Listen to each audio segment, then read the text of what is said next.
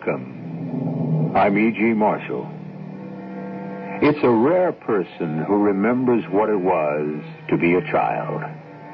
All of us can remember things from childhood, a mother's smile or frown, a father's strong arms or resonant voice, names of other children, or even their faces. But who of us can remember accurately the feelings that flooded our small bodies? Feelings of weakness and helplessness, and the countervailing ones of power and omnipotence. I am the master of everything. I can start things and I can stop them anytime I want.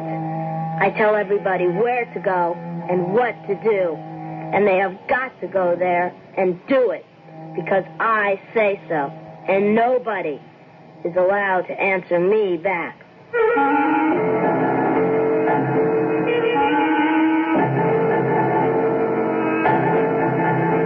Our mystery drama, The Enchanted Child, was written especially for the Mystery Theater by Elspeth Eric and stars Terry Keane and Ralph Bell. It is sponsored in part by Contact, the 12-hour cold capsule, and True Value hardware stores. I'll be back shortly with Act One.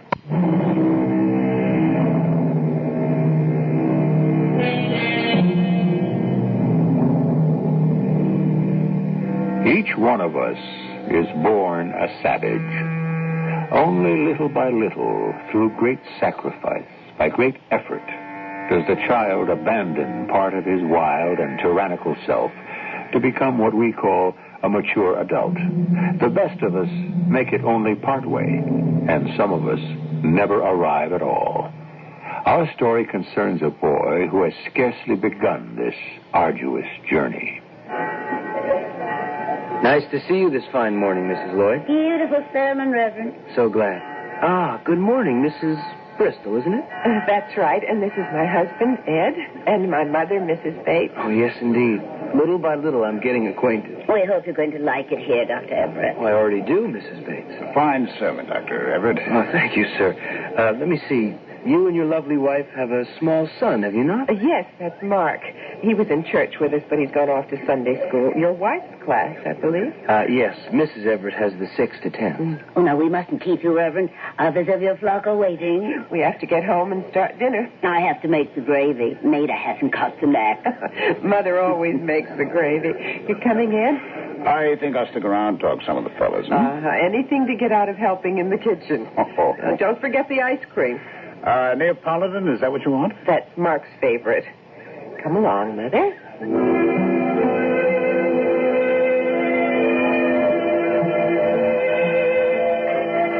You have to add the flour gradually. Mm-hmm. And stir constantly, or it lumps. That's what mine does. Lumps. There's a dog on your lawn. A dog? I can see him through the window. Oh, must be the Hansons' dog. Oh, I thought the Hansons had a big dog. This is a little one. Oh, that's their new dog. Well, what happened to their old dog? Oh, poor thing, he died. What a... Well, nobody knows. Perfectly healthy one day, next day, gone. Just as well, probably. What do you mean, just as well? He'd started taking little nips at people, not really biting, just sort of nipping at their heels. Took a nip at Mark one day. Did? Next morning, dead. Oh. Mark felt awful about it, cried for hours. Then he snapped out of it, forgot the whole thing. The resilience of children. Mother? What do you think of the new minister? I like him. Very sound. But sensitive, don't you think? Very. I'm going to ask him to pay a call on your father. Maybe he can cheer him up or something. Heaven knows I've tried, but I know. It's hard. Yes, it is. Maida, I don't like to complain. I've never been one to complain. You know that. But, it all seems so unfair. A man of his age to have a stroke. Your father's only 58. Remember Lila Conklin? Had a stroke when she was just 19. Lila got over it. Made an effort and got over it. What about his therapy? Oh, that. We have therapists in and out of the house all the time. He just gets mad at them, swears at them. That's one thing he's very good at, swearing. Does he ever swear at you? Oh, one occasion. I tell you, Maida, if I didn't get out of the house once in a while, like today, coming here, I don't know what I'd do. Well, thank the Lord for Laura Rotenberg. Oh, that blessed woman. That angel of mercy. Waits on him hand and foot. Does everything for him, and he treats her like dirt. And that sainted woman just laughs at him. Actually. Imagine. Well, I guess nurses get used to anything. Well, I don't. Never will. Here, your gravy. Turn the gas down, will you? Ed'll be along any minute. How's Ed doing at his job? Ed does well, always. You know that. Did he get his Christmas bonus? Oh, sure. How much? The usual. Did he get a raise? Maida? In the kitchen. No raise. No raise. Here's your ice cream. Neapolitan? The very same. Ed, take the chicken out of the oven. Mother, here's the gravy boat. I'll dish up the mashed potatoes. Mark home yet? No, but he will be.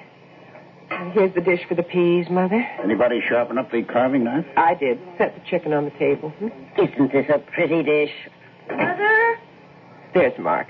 I'm home. Come sit down. Well, you hungry? Yeah, I'm hungry.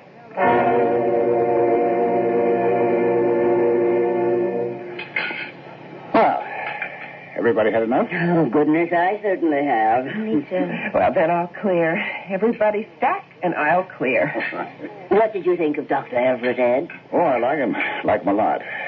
Mother's going to ask him to pay a call on Father. How's he coming along? He isn't. He's not worse, is he? Well, I don't see how he could be much worse than he is. He's, depressed, Mother said. Well, he's got plenty to be depressed about. What's he got to look forward to? He can't talk. He can't walk properly. Doctor told me he had to learn the alphabet all over again. Had to learn to count like a 3-year-old.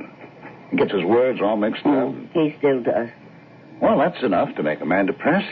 That's enough to make a man... Well, it's enough. There's just no sense to it. Mother, you have to have faith. Faith in what? He's never going to be any better. I know that. You know that. He knows that. What's the good of faith? It's just pretending. We have to have faith because... Why? Why do we? Where does it say we have to? Oh, it would be better for everybody if he was... Mother! Better for him. Better for me. Better for everybody. Oh, now, Mother, we don't know. I know. To go on living this way. I am going to fetch the ice cream, and you change the subject. Maida tells me you're doing very well in your job, Ed. Job's all right. Job goes right along. You got a Christmas bonus. Yep, the usual. Well, here's the ice cream. Neapolitan, Mark. Ed, the dessert dishes are on the sideboard right behind you. I got him. Ed and I were talking about his job. Oh, yes, well, nothing to be done about that. Pass this to your mother. What Maida? did you mean by that, Maida? Ice cream for you, Maida? Thank you. And ice cream for you, Mark. I don't want any, thank you. You want?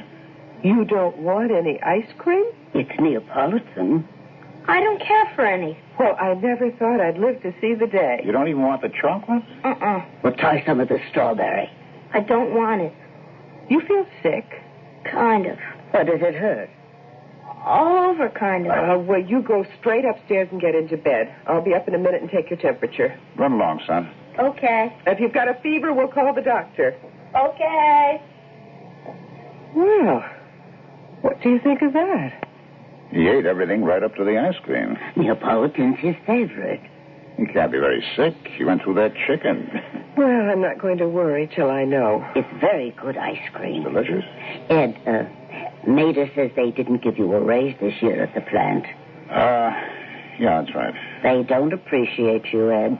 Oh, they appreciate me all right. They pay me what the job is worth. Thing is, I should be moving up. Well, why aren't you? There's no place to move except into Henry Gamp's job, and Henry's not about to move out. It's a good job. Henry's good at it. He'll probably work way past retirement if they let him. They probably will. How old is he? Oh, not even 60. Oh, my. Never been sick a day in his life. Dear. Not that I wish old Henry any bad luck, but, well, you know, we all have to go sometime. Yes. Does seem a shame. Yes. Well, I should be getting on home. I'd like to stay and help with the dishes, Maida, but You know I never let you do that. It's your father. I should get home to him. Maida and I'll do the dishes. Laura Rotenberg likes to get out for a few hours in the middle of the day. It's all right, Mother. Are you sure? I'm sure. See you at church next Sunday. And I'll be over during the week. Maybe we can go shopping or something. Oh, that would be nice. Are you sure you don't want me to drive you home? Get the car out for 2 blocks? Oh, certainly not. I'll walk. Bye, dear. Bye, Ed. Let me know how Mark is. I'll call you. Well, think I should go up and check on Mark? Well, let's have some coffee first. All right. I don't know if we ought to be discussing my job with your mother like that. Like what? Well, you know, all that stuff about Henry Gamp. It was you who told her about Henry Gamp, not me. Well, hope it didn't sound like I'm after Henry's job. Well, aren't you? Oh, in a way, maybe. If you're not, you should be.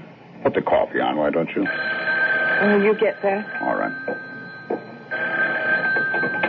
Hello? Mr. Bristol, this is Laura Rotenberg. Yes, Laura.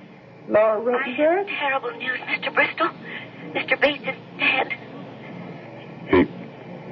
You what? It must have been another cerebral hemorrhage. I went into his room to take him some dinner. He was lying on his bed. I thought he was asleep. Oh, I'm so glad I got you on the phone because I thought you or your wife could tell Mrs. Bates so much better than I could. Yes. Mrs. Bates is there with you, isn't she? No, she's on her way home. Look, I'll try to catch her before she gets there. Thank you for calling us, Laura. What is it? Your father's dead, Maida. Oh. I'm going to try to catch up with your mother before she gets home. Well, I'll come with you. Well, what about Mark? Yes, I suppose I should stay with him. Yes, I think you better. Should I tell him, do you think? About his grandfather? I don't know. Maybe I should wait. Maybe I should wait till tomorrow. I am the master of everything. I can start things and I can stop them anytime I want. I tell everybody where to go and what to do, and they have got to go there and do it because I say so, and nobody is allowed to answer me back. I am the king.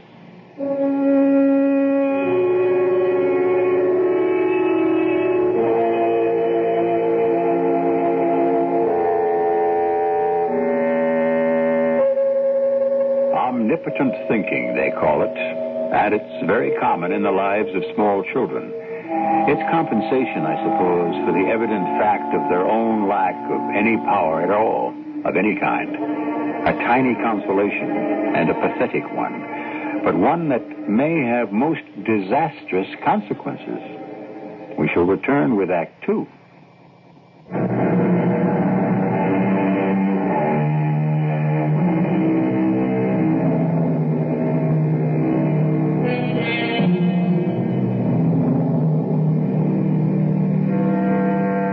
Bristol is a little boy. Mark Bristol is a good little boy, regarded by all with affection and approval. Everyone wishes him well and makes plans for him to develop gradually into a good man, a good person, as no doubt he will. But while he is waiting for the plans to take effect, Mark Bristol dreams in the dark. Fine sermon, Reverend. See you next Sunday. Oh, Mrs. Bristol, how good to see you in church. I'm so happy you could find the strength to attend. Where else would we go, Dr. Everett, for strength?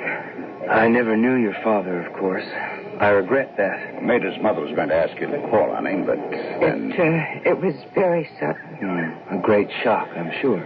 Laura Rotenberg called us on the phone right after Sunday dinner. You know Laura Rotenberg, Dr. Everett. Oh, Laura's helping us to organize a Bible class. Yes, I know Laura. She's a fine woman. She took care of my father from time to time. She's staying on now with my mother till certain adjustments can be made. Well, it's good she has someone with her. We do our best, but it's hard No, it's hard. To adjust. Well, we'll be getting on home, Reverend. There's still Sunday dinner to get on the table. I'll come with you, Maida. Yes, I wish you would. You want me to pick up some ice cream? No, don't bother. I have a chocolate cream pie. Mark likes that.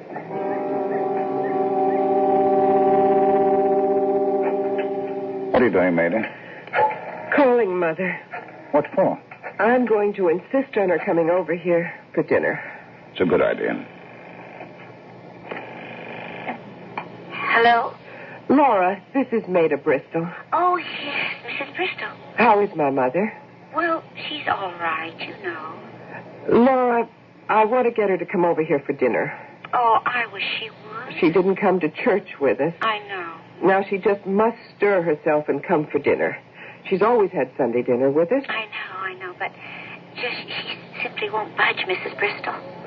You'd think she'd at least want to see Mark. He'll be home right after Sunday school lets out. She's very fond of Mark, and he adores his grandma. I know. What is she doing right now? Could I talk to her? She's upstairs, lying on her bed with the shades drawn. Just lying there. Her friends have called. Some of them have stopped by, but she won't talk to anybody. She talks to you, doesn't she? A little. She did last night. And what did she say? Mostly that she's all alone in the world now. She's got us. Yes, but of course, she feels she wasn't nearly kind enough to your father while he was alive. That's not so. Oh, it's the way everybody feels, Mrs. Bristol, at a time like this. It's part of mourning. I suppose. It is, believe me. Well, if she changes her mind, you hustle her right over here, Laura. Oh, I will. Tell her Ed doesn't know how to make the chicken gravy any more than I do. I'll tell her. Thank you, Laura. What'd she say? Mother won't talk to anybody. Won't budge. Well, give her time. You know what she's waiting for, don't you? Your mother? She is waiting for us to ask her to move in here. We did ask her. I mean permanently. Move in with us permanently. Oh. Well... Ed, we can't. So the house is too small. Yeah. I like my mother. Well, I like your mother. I love my mother. We need a bigger house. We can't afford a bigger house. I know. I wonder how Henry Gamp is. What? Who? Henry Gamp. His wife called the plant last week. Henry's coming down with something. Oh, with what? Oh, first they thought it was the flu. Now it looks like pneumonia. Oh, is that serious? Well, no, not these days. Not with all the antibiotics and stuff. Oh.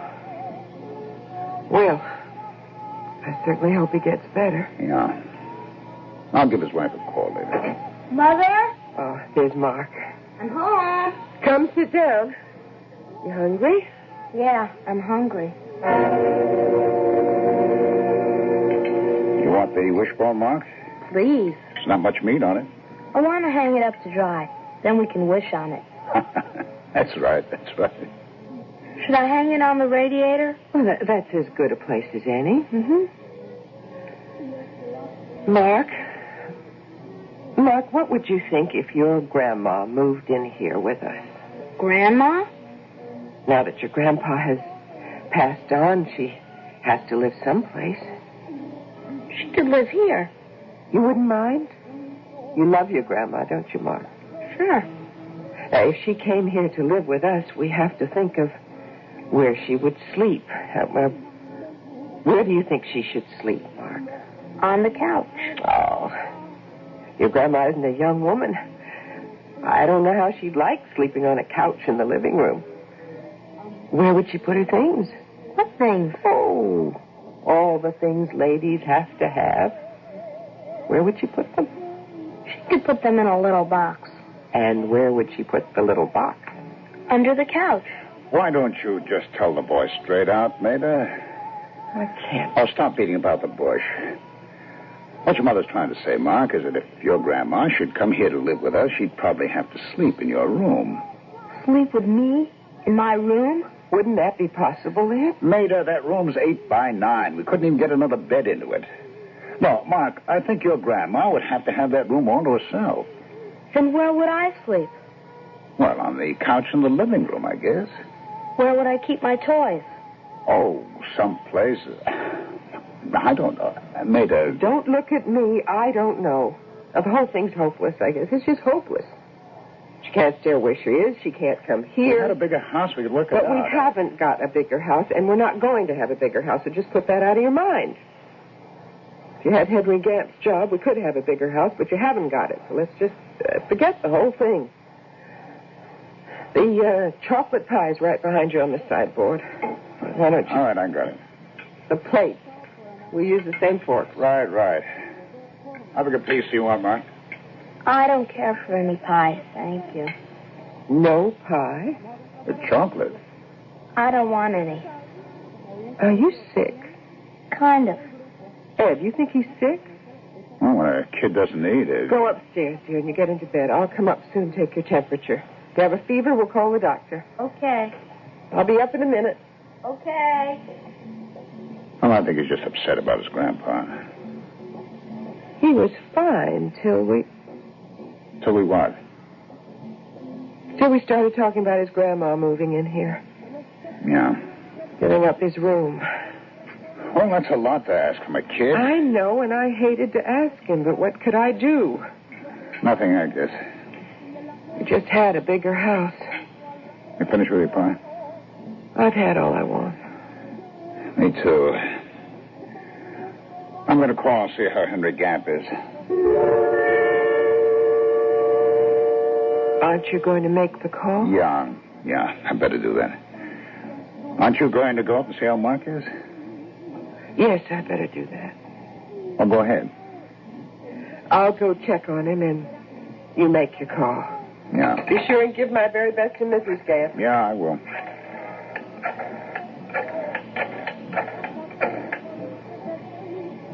Hello, Mrs. Gamp? This is Ed Bristol from the plant.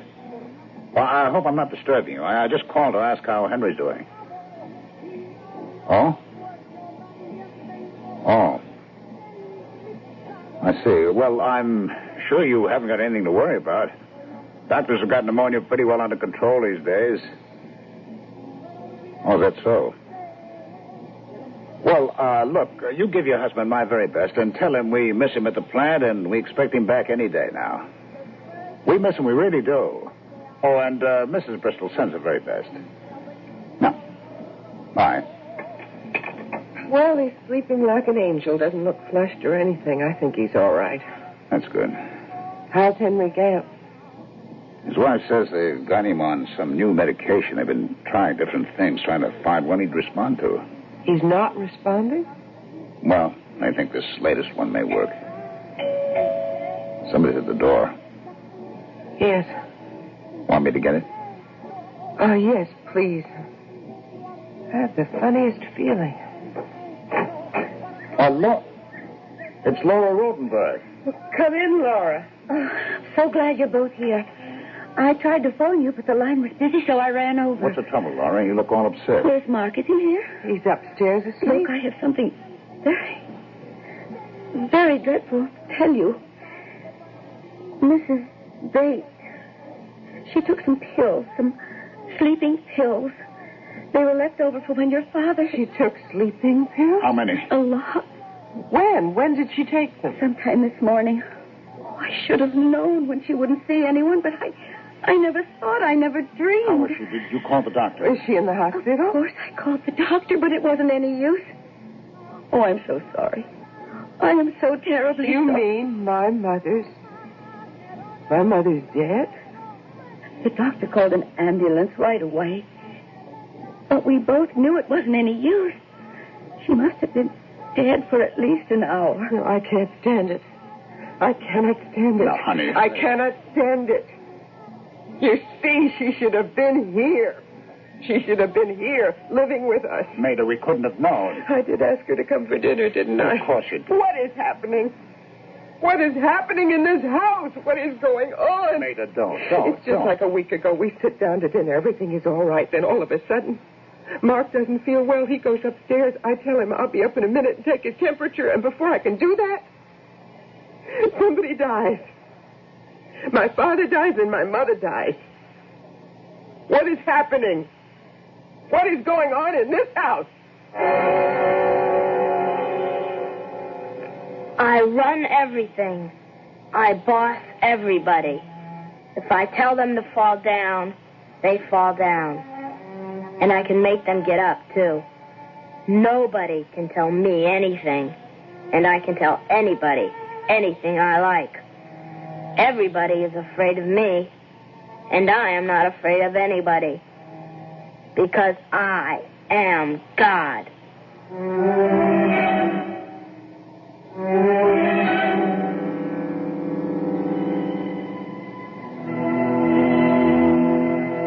You must know by now that we're examining not the conscious mind of a small boy, but its dark, hidden depths and the occult desires that lie buried there.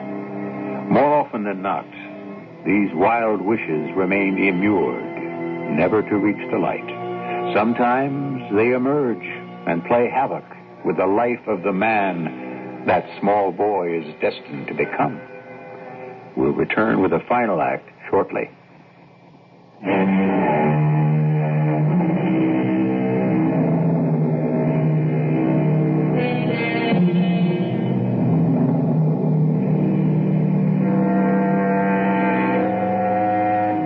Do you still imagine that you know your children? In any but the most cursory and superficial way? Are they bright? Are they well-mannered? Are they talented? Are they good? You may know the answers to all these questions and still know nothing of importance about them. I would advise you to take to heart the words of an East Indian poet and philosopher named Rabindranath Tagore. I do not love him because he is good, but because he is my little child. So happy to see you here. So happy. Dr. Everett. Oh, Mr. Bristol. And Mrs. Bristol. How are you, Dr. Everett? I should be asking you that, Mrs. Bristol. Tell me, is there anything I can do for you? Any way I can be of help? I should be only too glad, believe me, if there's anything at all. I don't think there's anything anyone can do, Reverend. I'd like to try, if you'd let me. There's nothing. Reverend, there is something. Ed, don't. If you could find some time to talk to me. Ed, please don't. Of course. No, any time. When would be... This morning. You mean now? Ed, I wish you wouldn't. The sooner the better, if that's all right with you. Well, let's see now. There's only a few more parishioners to speak to. If you could wait a minute or two. Sure, I can do that. Then we can step into the vestry. I can give you as much time as you need. Thank you, Dr. Everett. Mayday, you go along home. Start dinner. Oh, come on. Go on now, will you? I hate to go home by myself. I'll be there as soon as I've talked to the Reverend. Are you sure? I'm sure. Come on, go on home now. There's a bench here, Mr. Bristol, if that's all right. Oh, yes, anything, any place. Well, now, let's sit down and you tell me, whatever it is. Yes, thank you. It's going to sound weird, Dr. Everett. I want to tell you that in advance. Oh, whatever it is, just tell me. I wouldn't bother you except for Maiden. You're not bothering me. I don't want you to feel that you are. Reverend, you know, Maiden, I have a little boy. His name is Mark. Oh, yes. I'm hoping I'll get to know him soon. Mrs. Everett speaks so highly of him. He's such a fine little fellow, such a good boy. She thinks the world of him. Yes, we do, too. Of course you do. Was it Mark you wanted to talk to me about?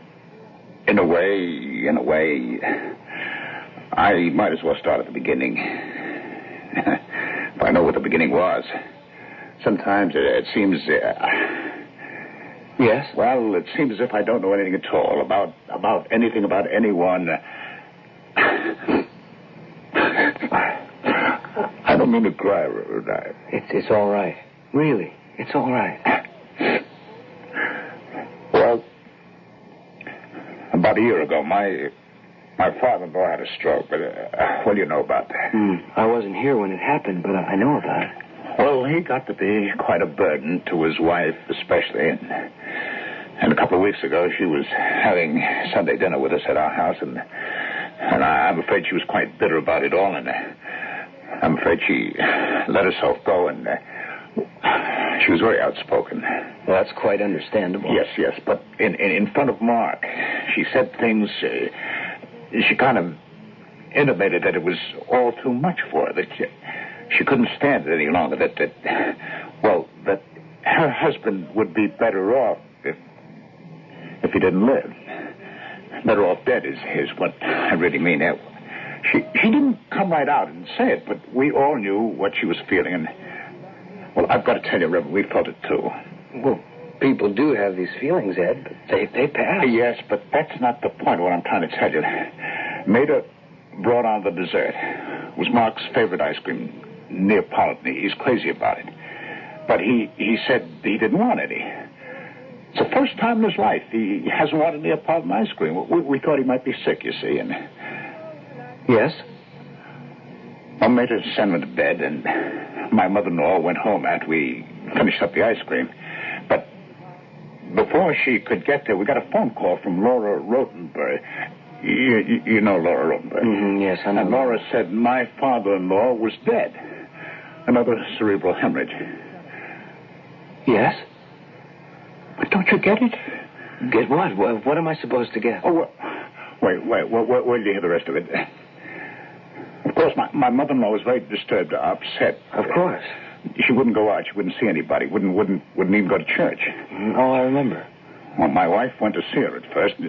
She lived right down the street from us, a couple of blocks. My wife caught on pretty soon that her mother wanted to come to live with us. Well,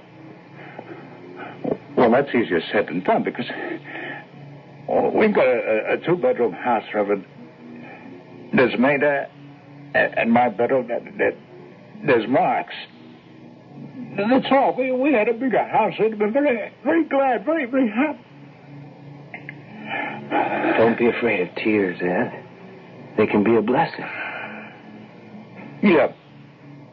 Well, we talked about it a little bit at the dinner table. Maida asked the boy, would he give up his room to his grandma? He's such a good boy. What did he say? Not much. But a couple of minutes later, he said he didn't want any chocolate pie. And he went upstairs to his room. Maida and I, we finished eating, and a little later, Laura Rotenberg came to the house and told us...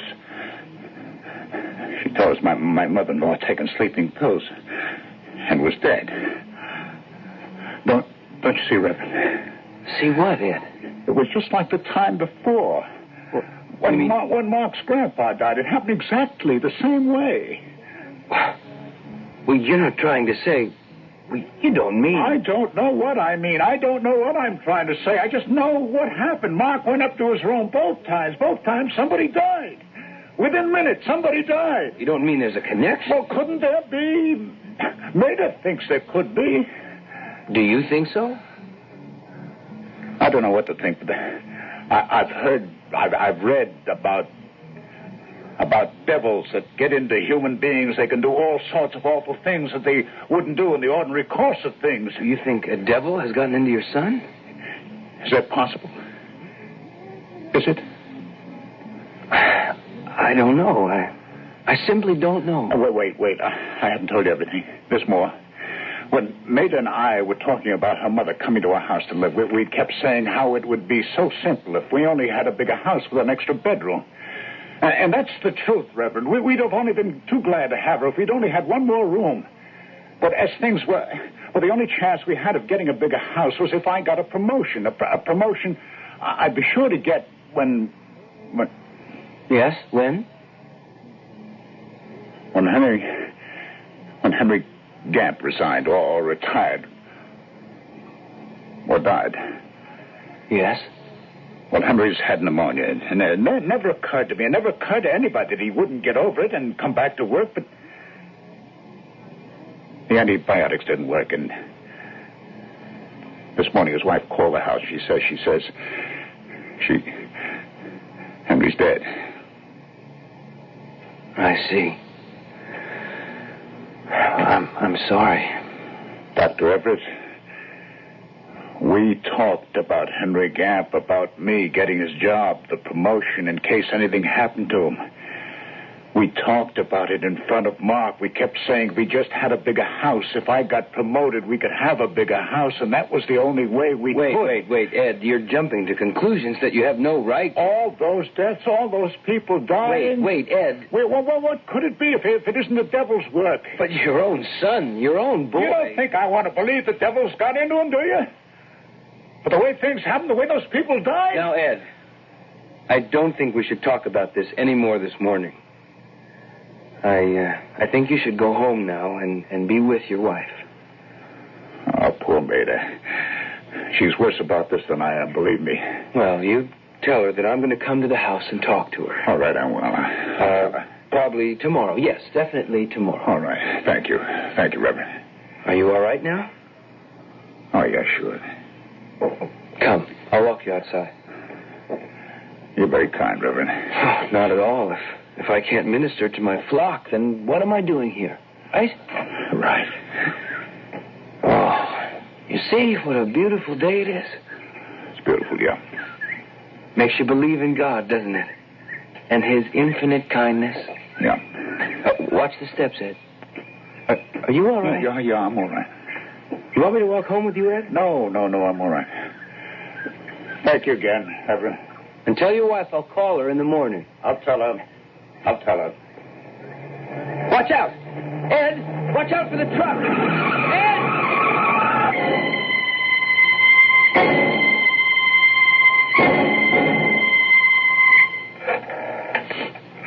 I can't. I just can't. I can't go on.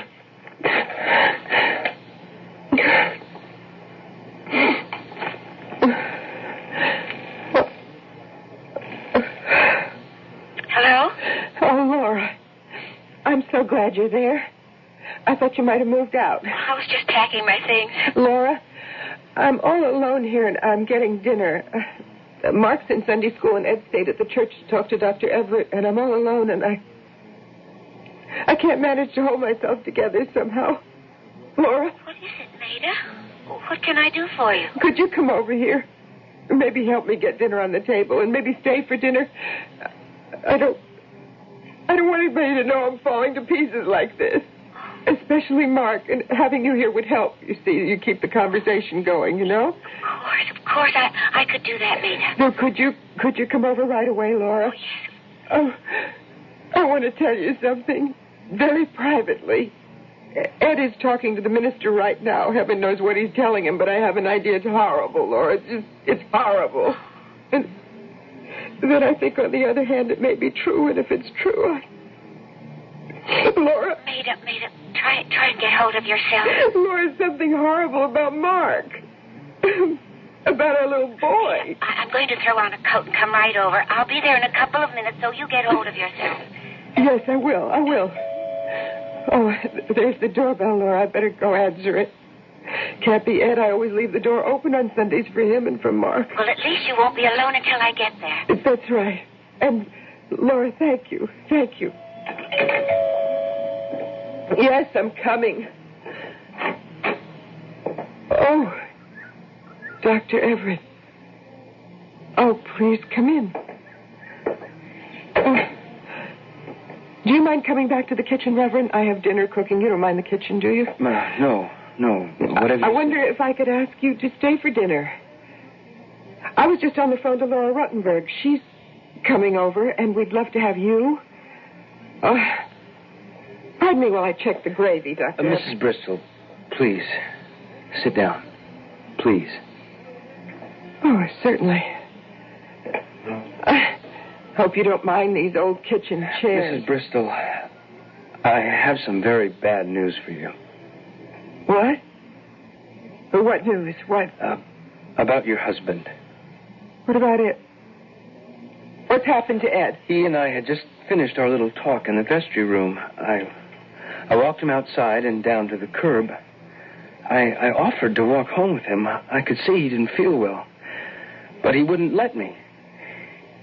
He started off by himself, and he stepped right into the path of a truck. Oh?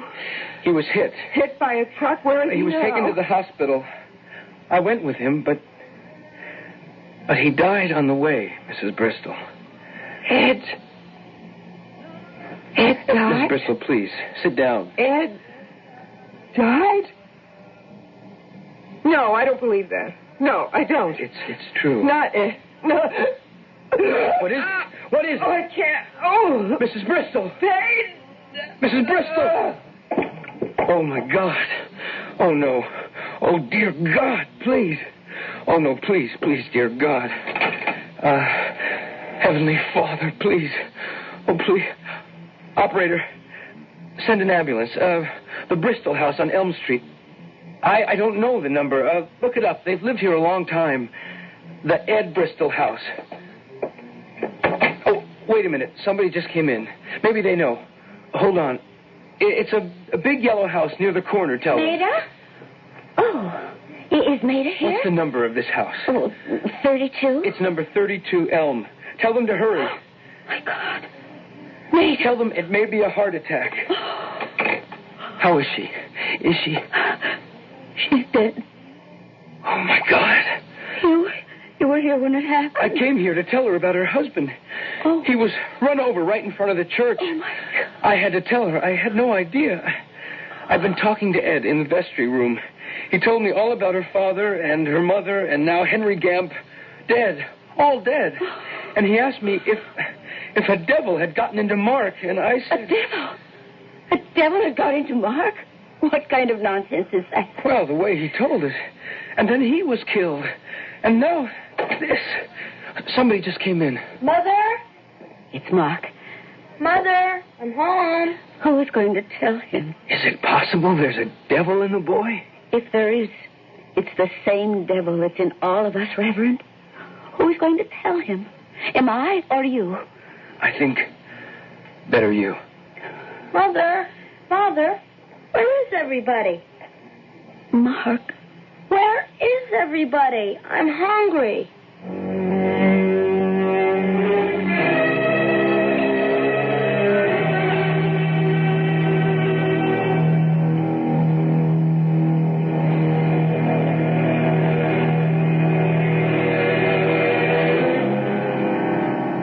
Is the child still alive in you?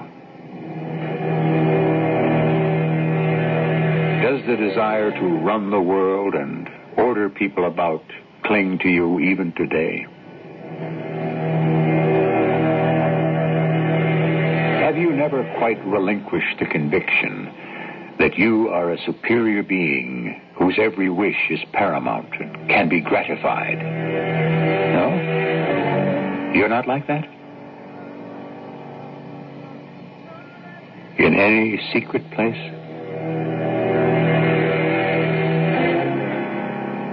In any secret way?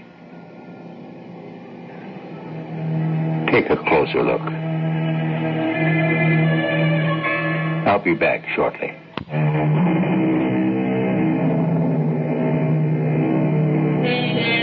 An angry infant could destroy the world if his strength matched his fury.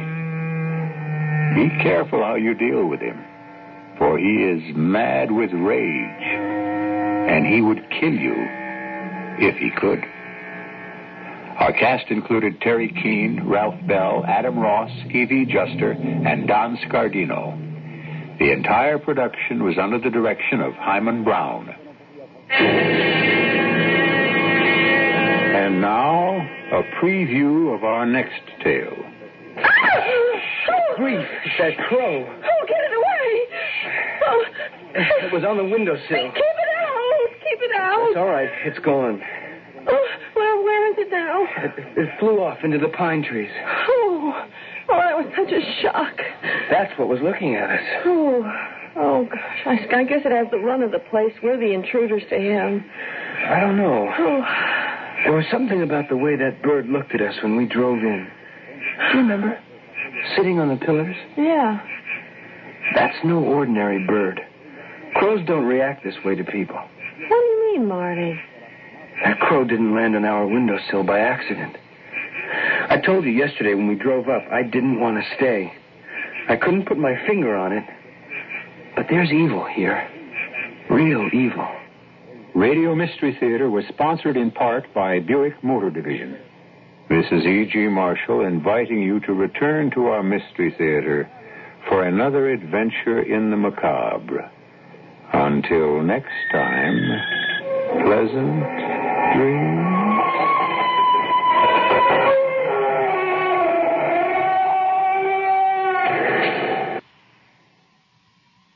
CBS Radio Mystery Theater presents...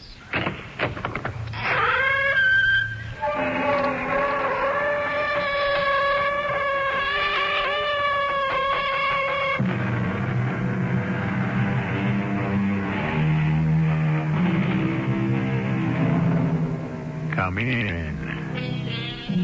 Welcome. I'm E.G. Marshall. I walk unseen on the dry, smooth-shaven green to behold the wandering moon riding near her highest noon. People who can walk unseen can make for beautiful poetry, as Mr. Milton has just shown us. However, in life, people who can walk unseen can present us with baffling problems, which proves that there is a time and a place for everything. My darling, I must tell you, there is a ghost in the house. There's no such thing as a ghost. But I heard him. So, get rid of him. Wonderful. First you tell me there's no such thing as a ghost. Then you tell me to get rid of him. It isn't consistent. Dearest, I expect you to get rid of that ghost. How can I get rid of a ghost? Especially one you say doesn't exist. My angel, that is your problem.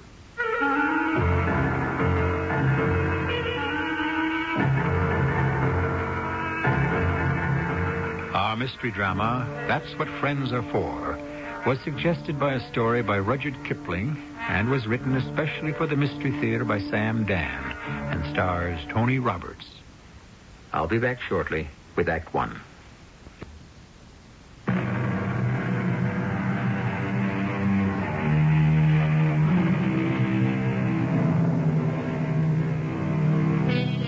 India, when Mr. Rudyard Kipling lived there, worked there, and dreamed there almost a century ago, was a country of some 300 million people, and more than twice that many legends, myths, fables, romances. Yes, it was a place that provided a feast for the imagination. And that was well because for many of its people, it would be the only feast they would ever know. James Waddington Tesser was a young subaltern in a regiment which, for reasons that have nothing whatever to do with our story, was called the Inextinguishables. He was spending the afternoon, as most young officers will, at the club, when he was informed that his khitmatgar, or houseboy, desired to see him on a matter of the greatest urgency.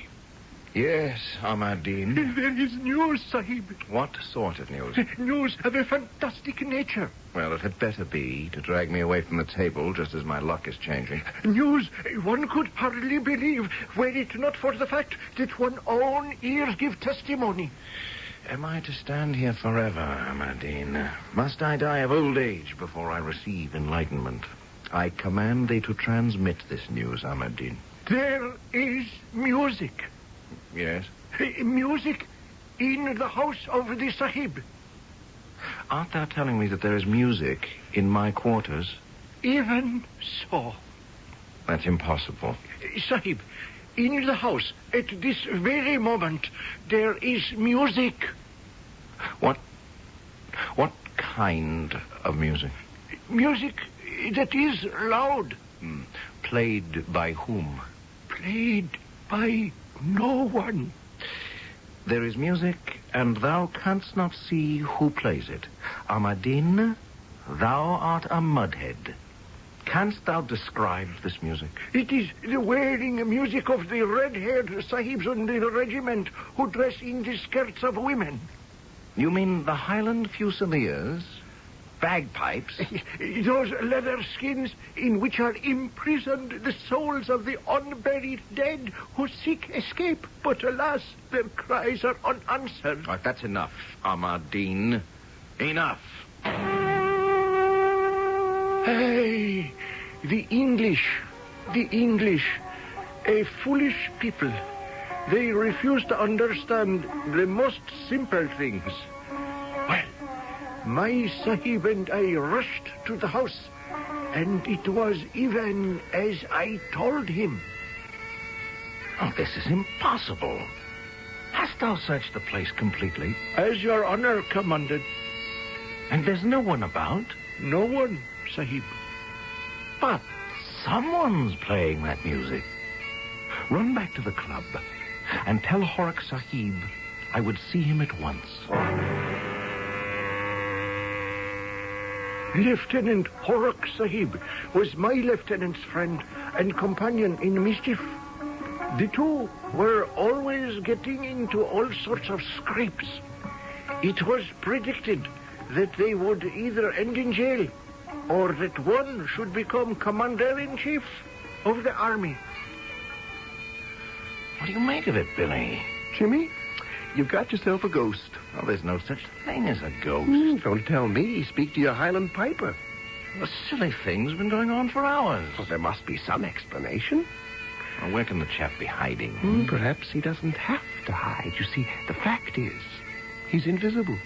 Well, now you're going too far. He's a ghost. I can't believe that. Jimmy, how can you believe anything else? How long is he going to keep playing? He sounds like a fellow who seems to be settled in. Don't say that. I'm sorry. Billy, what am I going to do with... Oh, good Lord. What's the matter? Melisande. Oh, yes, I'd clean forgotten. I'm going to marry the girl. And bring her here. Yes, here. I'm sick. He stopped. Oh, I hope it's for good. Melisande. Would she live here with me and this, ghost? I don't know. Well, if she loves me enough, she'll just have to put up with it. Well, I'm not sure it has anything to do with love. It hasn't? No, dear chap, it takes a special kind of woman to tolerate this sort of thing. Do you expect Melisande to walk out on me? No, I'm just trying to provide for your interests, as a true friend should. Because the likelihood is that Melisande will walk out on you. I couldn't blame her.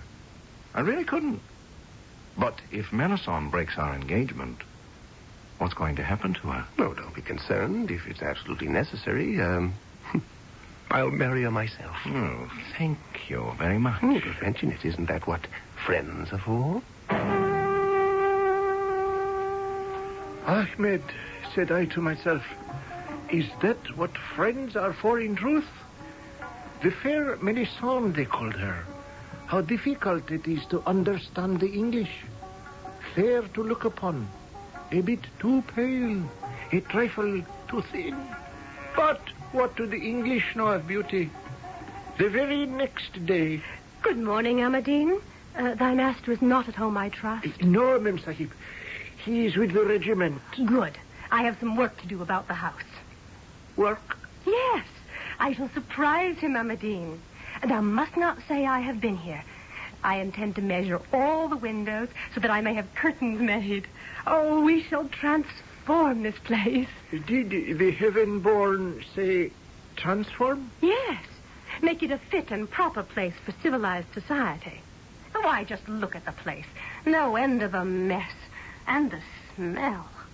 The smell, Mem Sahib? Of guns and oil and saddle leather. Oh, we shall tidy things up and have them ship-shape in absolutely no time at all. If the presence will permit, Tesser Sahib is quite fond of his guns and saddles. Is he indeed? And therefore it follows that these must be carefully greased and oiled in order that they may be preserved. Is that a fact? The grease and the oil, by Mem Sahib's permission, do, by the very nature of things, have an odor. Ah, but thou hast said, Amadine, by the Mem Sahib's permission, and the Mem Sahib shall give no such permission. Oh? No. He can store the smelly things in the barracks, or the stables, or wherever. It's no concern of mine, nor of thine, Amadine. No longer shalt thou waste time cleaning foul-smelling guns and polishing malodorous leather. Instead, thou shalt be free to pursue more domestic exercises. It shall be ever as the Radiant One commands. Has this news been communicated to Tesser Sahib? Oh, yes. It was discussed and decided upon.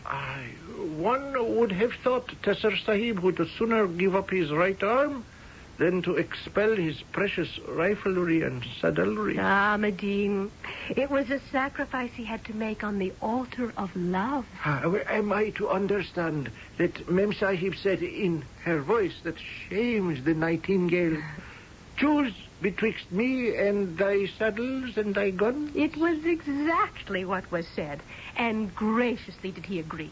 How not? Thou, too, wouldst have done the same thing for one that had captured thine own heart, Ahmadine. If the Mem Sahib will permit, I should not... Wait, thy time wilt come, and she will tie a noose about thine heart, and for the love of her shalt thou, too, sacrifice all. But I see that thy master has not lived up to his agreement. The guns and the saddle still disgrace these rooms. Now then, Ahmadine, gather these smelly things together and place them in the stable. A pipe? Look thou outside, Ahmadine. Do the Scottish Fusiliers parade today? If the Mem Sahib will permit, the music does not come from without. It does not? No, it arises from within. From within? Have we a piper in the house? It is even as the Mem Sahib says. A piper? How intriguing. Here, in the house? Where? If it should please the Sublime One, everywhere. Everywhere? What dost thou mean, everywhere? With the Resplendent One's permission, he is right here. Who is right here? The one who has imprisoned the souls of the unburied dead. That shall be absolutely enough of that nonsense. A bagpipe is a musical instrument. That is, it is an allegedly musical instrument. It is not a repository for... Oh, what superstitious rot. Now, where is this piper? The piper, if it pleases the Glorious One, it does not exist. Then how can he play? He is here, in spirit. Oh, is he then a ghost? Oh, how wise is the all-knowing one. I won't have it. I won't have ghosts prowling about. Silent ones are bad enough. But a ghost who is unmannerly enough to play the bagpipes. No, Ahmadine. Get rid of him. Immediately. The foolish English. Can we, the living, command the dead? I can only say she met my master, Tesser Sahib, that afternoon at Pauletti's, where the English gather to take tea, to dance, to flirt, and to get themselves deeper and deeper into trouble. Sorry to be late, Melisande, my darling. I dare say, my angel. Do I detect that small cloud, no larger than a man's hand, forming on the horizon? It is forming right here, at this table. My dearest, this is the eve of our wedding. Our wedding is still a month away. No, poetic license. You are not entitled to take poetic license, because you are not a poet. You are something even worse. You are a practical joker. My sweet. What is the meaning of that dreadful piping? Oh, that. Yes. Melisande, I don't know what to say. The house is haunted. Yes? By the ghost of a piper. There is no such thing as a ghost. But you heard him, didn't you? Get rid of him. Well, first you tell me there's no such thing as a ghost, and then you tell me to get rid of him. Which isn't consistent. Wasn't it an American who said that consistency is the hobgoblin of little minds? What else could you expect from an American? My beloved, I expect you to get rid of the ghost. My sweetest, how can I get rid of a ghost? Especially one that doesn't exist. My angel, that is your problem. How easily some ladies can clarify the most vexing of situations. However, ghosts do have a reputation for, shall we say, stickiness. Once you get one on the premises, he's very hard to shake loose. Who is this ghost? Assuming, of course, that there is such a thing as a ghost in the first place. Perhaps enlightenment awaits us in Act 2 shortly.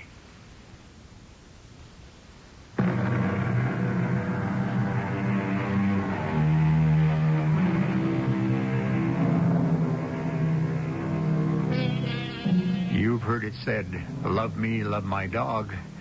Shall the hero of our story, Lieutenant James Waddington Tesser, be compelled to say to his fiancée, the adorable Melisande, love me, love my ghost? Some ghosts, as you know, are properly polite and unobtrusive, but not Lieutenant Tesser's. This one actually plays the bagpipes. Even now, the lovers are discussing it at Paletti's. But, my darling, you just don't command a ghost to leave. Please, do not involve me in the mechanics of the operation. And you have made absolutely no provision for disposing of those ugly, smelly saddles and rifles. Darling, they're not ugly. They are beautifully wrought. And the smell is the honest, deep, rich aroma of fine leather. I thought we'd already agreed. Well, yes, of course. Then why are we still discussing it? Well, because two mature, intelligent, sensible people who love each other can always reopen any subject. Are you telling me that you intend to break your promise? Oh, no. No. Are you trying to suggest that you shall not get rid of those offensive articles? Of course not. It just happens that I am an officer in a cavalry regiment, and I ride horses. Do you find it necessary to keep your horses in the house? Well, hello, you two. Billy, Horace. Oh, won't you sit down and join us? Oh, thank you. Well, Jimmy, as they sing in the old Irish regiment, the days of the Kerry dances, the sound of the piper's tune. I think that will be quite enough, Billy. I hope you've an ear for bagpiping, Melisande, my lovely. You're in for quite a serenade. Nothing of the sort, Billy. Jimmy has promised to get rid of him, or it, or whatever. Have you indeed, Jimmy? Well, then consider it done. Once our James turns his hand to a task, how do you propose to go about it? Will you please get out of here? Can't a man have some peace and quiet with his fiancée? I think you're horrid. And I do want to dance, Jimmy. And all you can do is sit there and sputter all sorts of nonsense about a ridiculous ghost. I'll dance with you, Melisande. Oh, I thought you'd never ask. Excuse us, old man.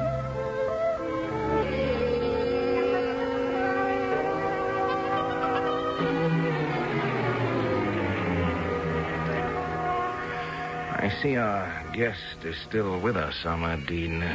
I hear thou hast been looking for me. Yes, Sahib, there is news. Oh, no, I couldn't stand any more news. The Colonel, Sahib, has sent orders.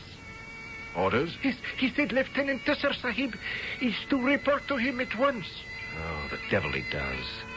Why would the Colonel want to see me? What have I done lately? I can't think of a single thing.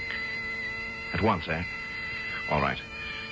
Say a prayer for me, Ahmadine, to whichever of thy gods would be appropriate to the situation. Sahib, I shall have to pray to all of them. Lieutenant Tesser reporting as ordered, sir? Yes, quite, sir. I understand you are to be married, Tesser. Yes, sir. The girl, I take it, is Melisande Trevor. Yes, sir. Granddaughter of Major Hugh Scott Fellowfield Trevor, what? I believe so, sir. Splendid officer. Killed in the mutiny, my first company commander. I feel a sort of responsibility for the young lady. Do you understand, Lieutenant? I think so, sir. No, I don't think you do. You're a young rogue. Don't deny it. No, sir. I don't believe you're the marrying kind. What have you to say to that, eh? If the Colonel will permit, I am in love with Melisande, and I cannot wait for our wedding. Splendid.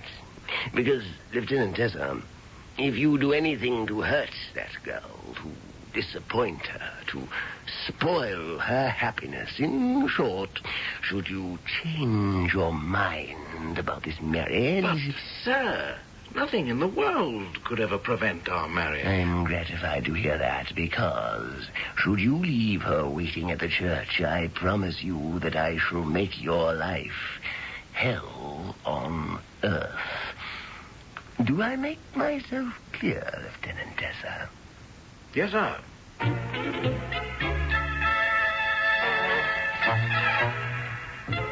My darling. Well, my dearest, are we setting a pattern? I was delayed. Obviously. Does this mean I can always expect to be kept waiting? This was all being done in your interest. I was examining the house thoroughly, inside and out, top, bottom, in hope of exorcising that confounded ghost. Oh, you were doing it in my interest. I would assume that it was being done in our interest. Yes, well, of course, naturally. I find absolutely no trace of a tangible or intangible being of any sort, form, or shape. Are you saying you cannot get rid of it? My darling, could there be a chance that perhaps we might become used to it? Used to that infernal din? I'm just trying to make the best of the situation. No, my precious. The way to make the best of the situation is to put an end to the situation. But... Now, let us address ourselves to more pleasant situations. Do you know who I met in Hamilton's just about an hour ago? The Colonel. The Colonel? Your commanding officer. Colonel Desbroses. Dear Desi. Desi? I used to call him that when I was a little girl. He would ride me on his knee. How is that scoundrel Tessa? He asked. If he gives you any trouble, come to me. I'll put the bit between his teeth soon enough. Oh, he's so thrilled at being invited to the wedding. He was overjoyed when I asked if he would give the bride away. Oh, that's such marvelous news. Why don't you devote the rest of the afternoon to getting rid of our little problem? And what shall you do? Oh, I shall sit here. Alone? Oh, I know so many people here. Ah, there's Billy. Billy Horrocks. Come right over here. Well, hello, young lovers. I would have come over sooner, but three's company. Lieutenant Jimmy Tesser is going to desert me for the remainder of the afternoon, Billy. Oh, the more fool Jimmy. He must come to some sort of understanding with that mysterious Scottish piper. Have no fear, Jimmy. I shall take excellent care of Melisande for you. Isn't this perfectly heavenly music, Billy? My toes are tingling. Oh, why don't we dance? Oh, you don't mind, do you, Jimmy? Why should he mind? That's what friends are for.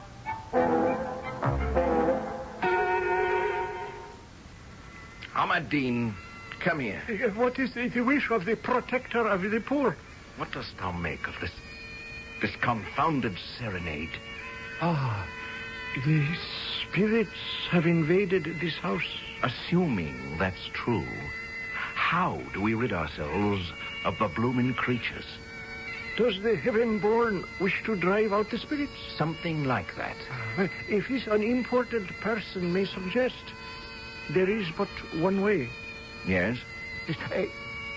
Burn down the house. No, Ahmadine, I don't think so. Then one must learn to enjoy it. See?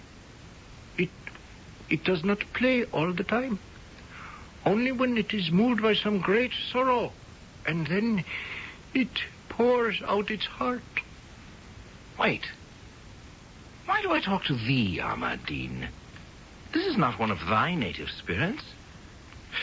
What would such kind know of bagpipes? No. This is a Scottish spirit. The thing is plain. Plain, Sahib? Yes. Listen closely.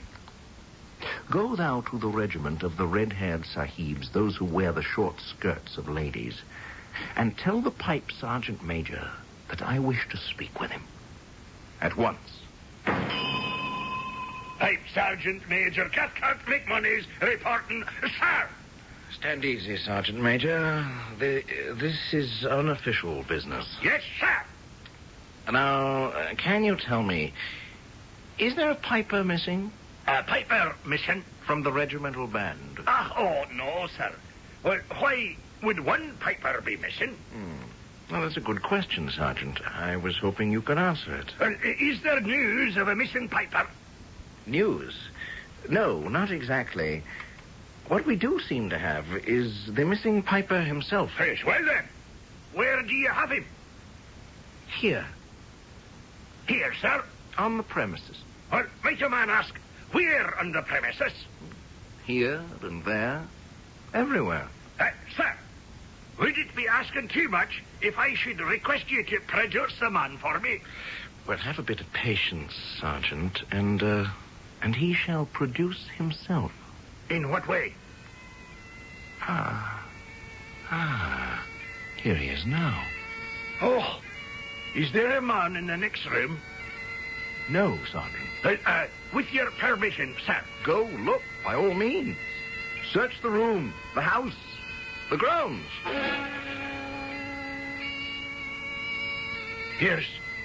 There's no one here. My point exactly, Sergeant. And yet, 'tis plain, 'tis a pipe. Yeah, a pipe. Oh, who can it be? Well, No, it cannot be. But who else? What are you saying, Sergeant? Stewart, man. 'Tis Jock Stewart. The Stewart himself. Oh, listen. Yes, that's all I've been doing, is listening. Stewart. 'Tis his very own pipes. The ones he made with his own hands. Oh, yes. He was the greatest of us all. A poor fellow. Poor fellow? He died. In battle? Oh, no, sir. Much worse. I've a broken heart. Oh, yes. This is the song. I remember he played it. 'Tis called I Shall Die for You. Oh, beautiful melody. You mean there is a melody? You know what they say. Scottish airs are not for English ears. He stopped. Oh, poor Jock. Probably overcome by his tears. But why has he come here? Is there to be a marriage in this house? Yes. Mine. Well, he has come to warn you. Warn me of what? Of the faithlessness, the fickleness of a woman's love. Well, very good, Sergeant, very good. Now, let him consider that I have been warned, and let him go away. No, sir. You see, he feels it so deeply. He was betrayed by the lady he loved.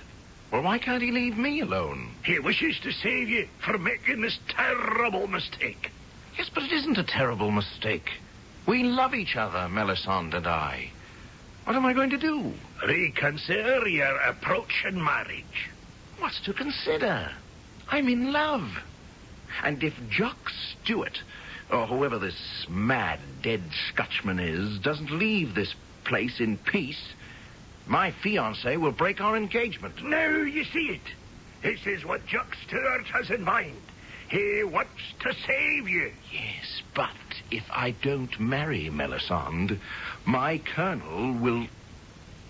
I tell you, my career will be ruined.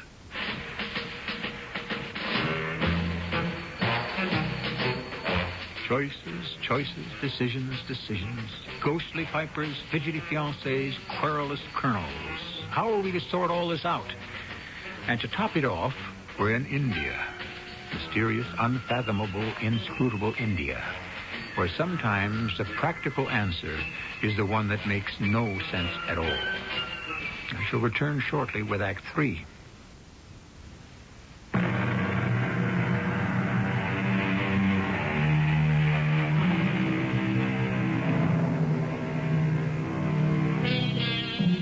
Ghosts are certainly not strangers in our literature. We've had all kinds. We've had ghosts from all walks of life and most occupations.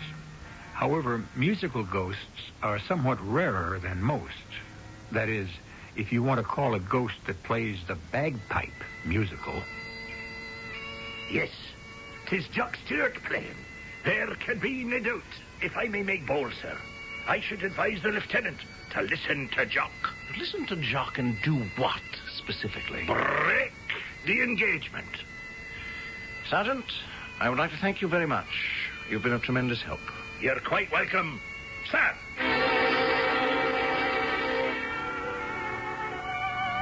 My darling, I've been looking for you. Angel, where else would I be on an afternoon except here at Paletti's? Yes, of course. Then it's settled. Settled? What is settled? Well, the affair of the ghost. I assume it must be, or else you will be back at the house taking care of it. Well, we do seem to have a problem. Oh? The ghost seems to resist all attempts to evict it. Jimmy, darling, have you ever asked yourself why? Why? Why what? Why the thing has seen fit to, well, let us say, concertize in your quarters? No, we no longer need to call it a thing. It's been identified by the pipe sergeant of the Highland Fusiliers as a certain Jock Stewart. Indeed. Mm-hmm. It seems that this Jock Stewart is dead. Why should this Scottish bagpiper decide to haunt you, of all men in India? Well, because... Oh, I don't know. You don't? Oh, really, the whole thing is ridiculous. Perhaps not. Now, have you ever murdered anyone? Certainly not. Then, this Stewart, would you have wronged him in any way? I never even knew anyone named Stewart. Well, hello. Oh, Billy! So good of you to drop by. Jimmy, I passed by your quarters just a while back. That ghostly old Highlander is still concertizing. Plays some catchy tunes, what? Say, shouldn't you be back at regiment? Whatever for? Don't you have some reports or something of that sort to... No. It's all serene, as far as I'm concerned. Oh, I forgot. Lucky thing you mentioned the regiment. The colonel's been looking for you. The colonel? For me? Whatever for? Oh, I would imagine to talk about your step. My step? Of course, your step up to captain. Captain? Oh, how marvelous. When a lieutenant marries, especially such a beauty as Melisande here, it's time he was promoted and received by his company. And that's why the colonel wants to see Jimmy. No. Somehow I don't think so. Oh, my darling, you're so modest. Go to the colonel immediately. But I shall be leaving you alone again. Oh, I shall not be alone. Billy Horrocks is with me. Yes. Billy. I really cannot impose on you to keep my fiancée company. Oh, why not, dear chap? Isn't that what friends are for?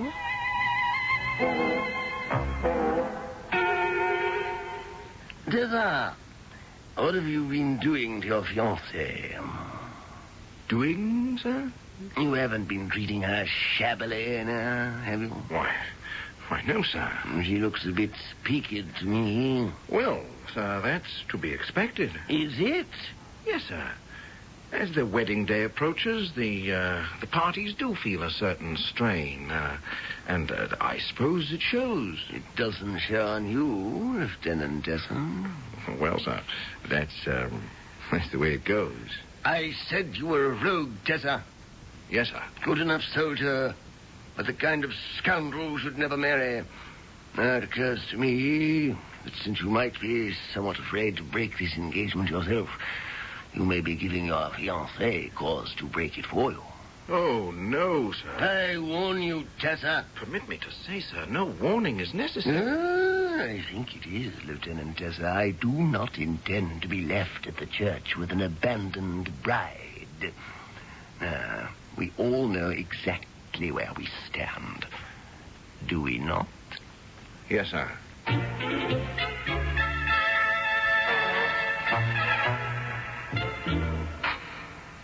Amadine. The presence has returned. Has the music stopped? It comes, it goes. Amadine, what am I going to do? How am I going to get rid of this ghost? We must call Hunifa. Who? Hunifa herself, the great sorceress. She will bid thy piper go. And if he refuses? Oh, no one can withstand the magic of Hunifa.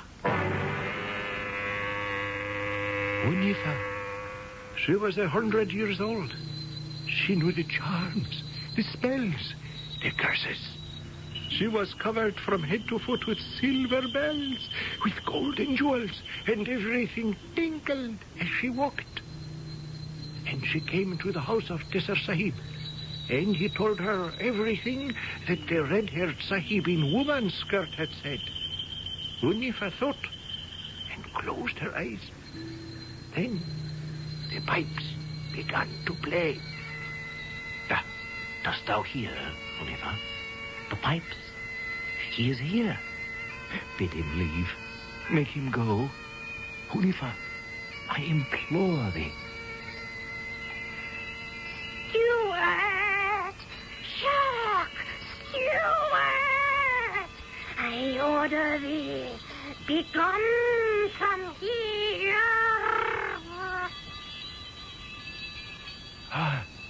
Yes, he's gone.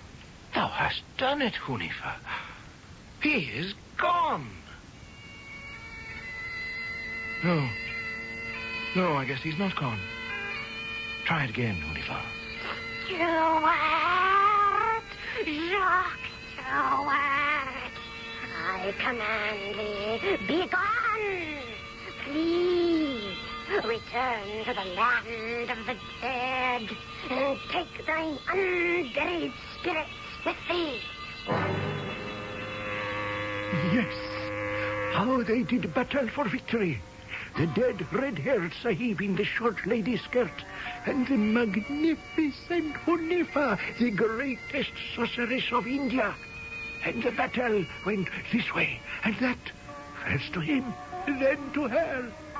But in the end, no one who is alive may triumph over one who is dead.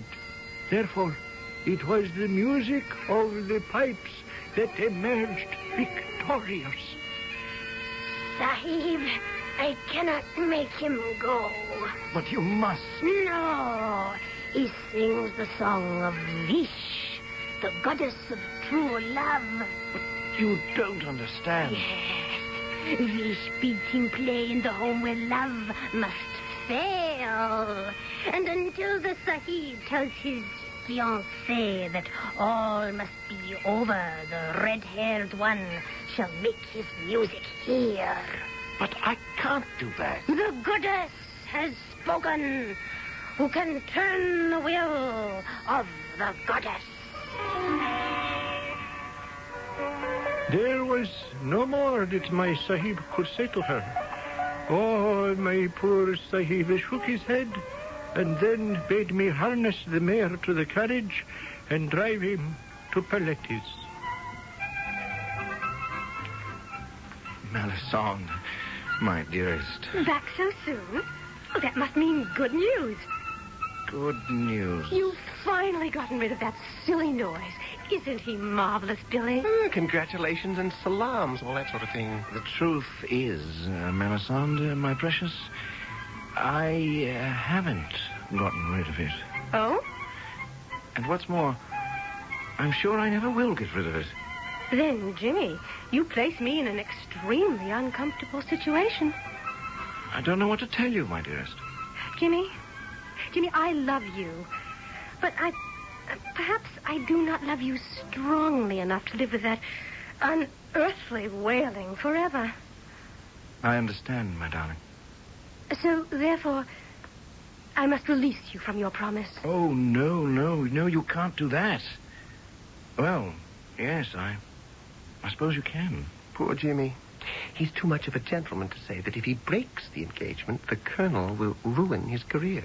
Oh, no. Oh, yes. But, Jimmy, you're not the one who's breaking the engagement. I am. Doesn't matter. The Colonel will believe that Jimmy drove you to it. Oh, this is awful.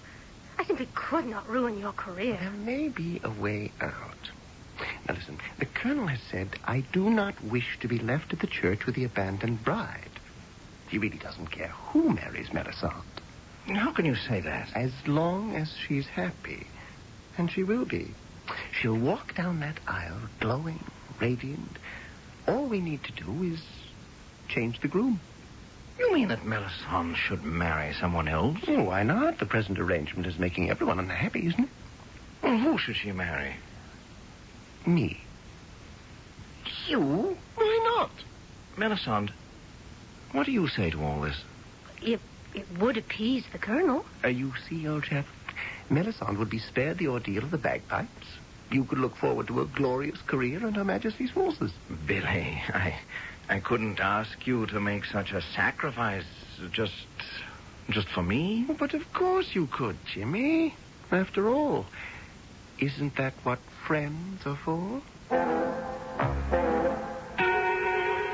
Aberdeen, where is the saddle soap and the polish? Thou hast long enough neglected thy duties. I even now have them in hand and proceed through the task. Has there been any music today? No, Sahib. The red-haired ghost has released his devils and betaken himself to Gehenna. Or to wherever it is that such Sahibs go. She was right, Unifa. And so was the Pipe Sergeant Major.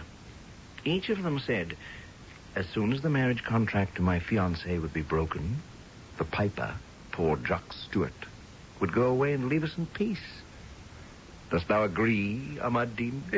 It is even as the Anointed One suggests. What is that grin? Dost thou make sport of me? Oh, I dare to make sport of the center of the universe? Why, I should be consumed by flames. Go about thy duties, Ahmad-Din, and do not speculate in matters that concern thee not. But I have speculated already. Did my master rue his decision to marry a woman who would make him get rid of the things he held dear? Did he then arrange somehow to hire a piper whom he was able to hide somewhere? Or did the lady herself rue her choice and plan with Horak Sahib along similar lines? Or was there, in fact, and in truth, a ghost? Yes, I know what I believe. And do you, Sahibs and Sahibas, do you know likewise? Well, do you? It was Mr. Kipling himself who said that anything can happen in India, and that everything does. Was it Lieutenant Tesser who arranged a plot? Was it a ghost piper? Perhaps. And this would be in keeping with India. Was it both? I'll be back shortly.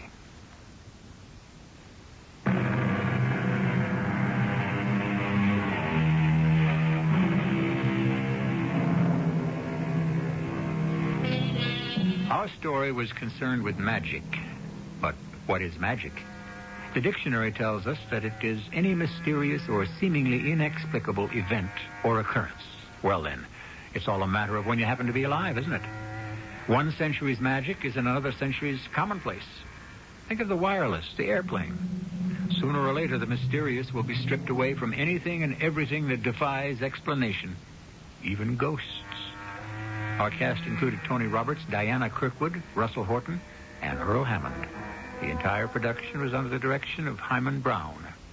And now, a preview of our next tale. I want it. It's had quite a few owners. I'd have to inquire about the asking price. I want that house.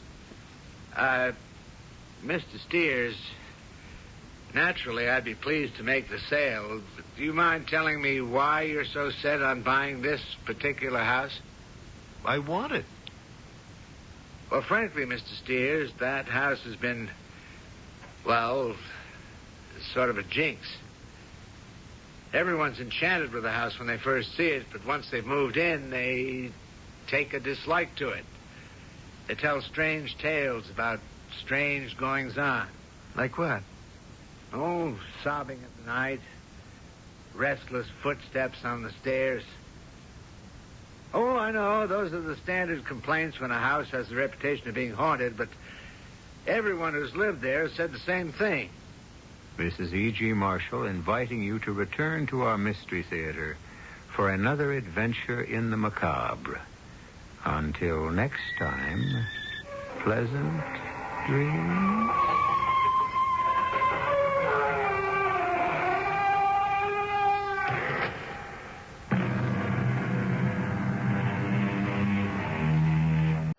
The CBS Radio Mystery Theater presents...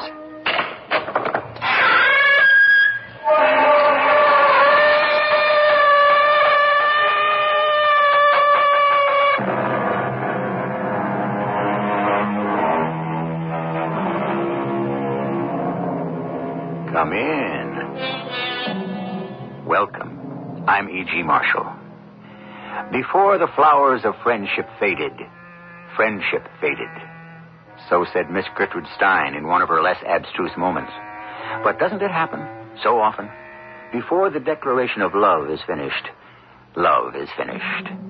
Friendship and love, the most powerful of all emotions, and the most fragile.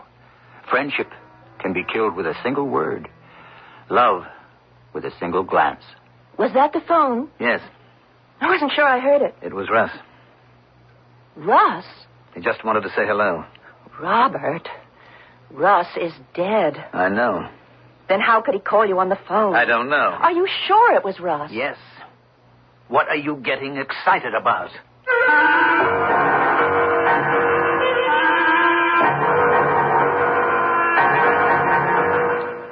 Our mystery drama, The Fatal $50,000, was written especially for the Mystery Theater by Sam Dan and stars Mandel Kramer and Marion Seldes. I'll be back shortly with Act One.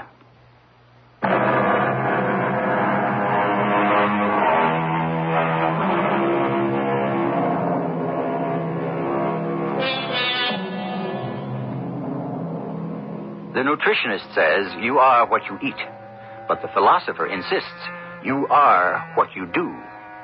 Both, of course, are correct. It depends on which you is being considered, the inner you or the outer you. And just as diet shapes the body, so do deeds shape the soul. Robert Arthur Moresby does quite a job of shaping things himself.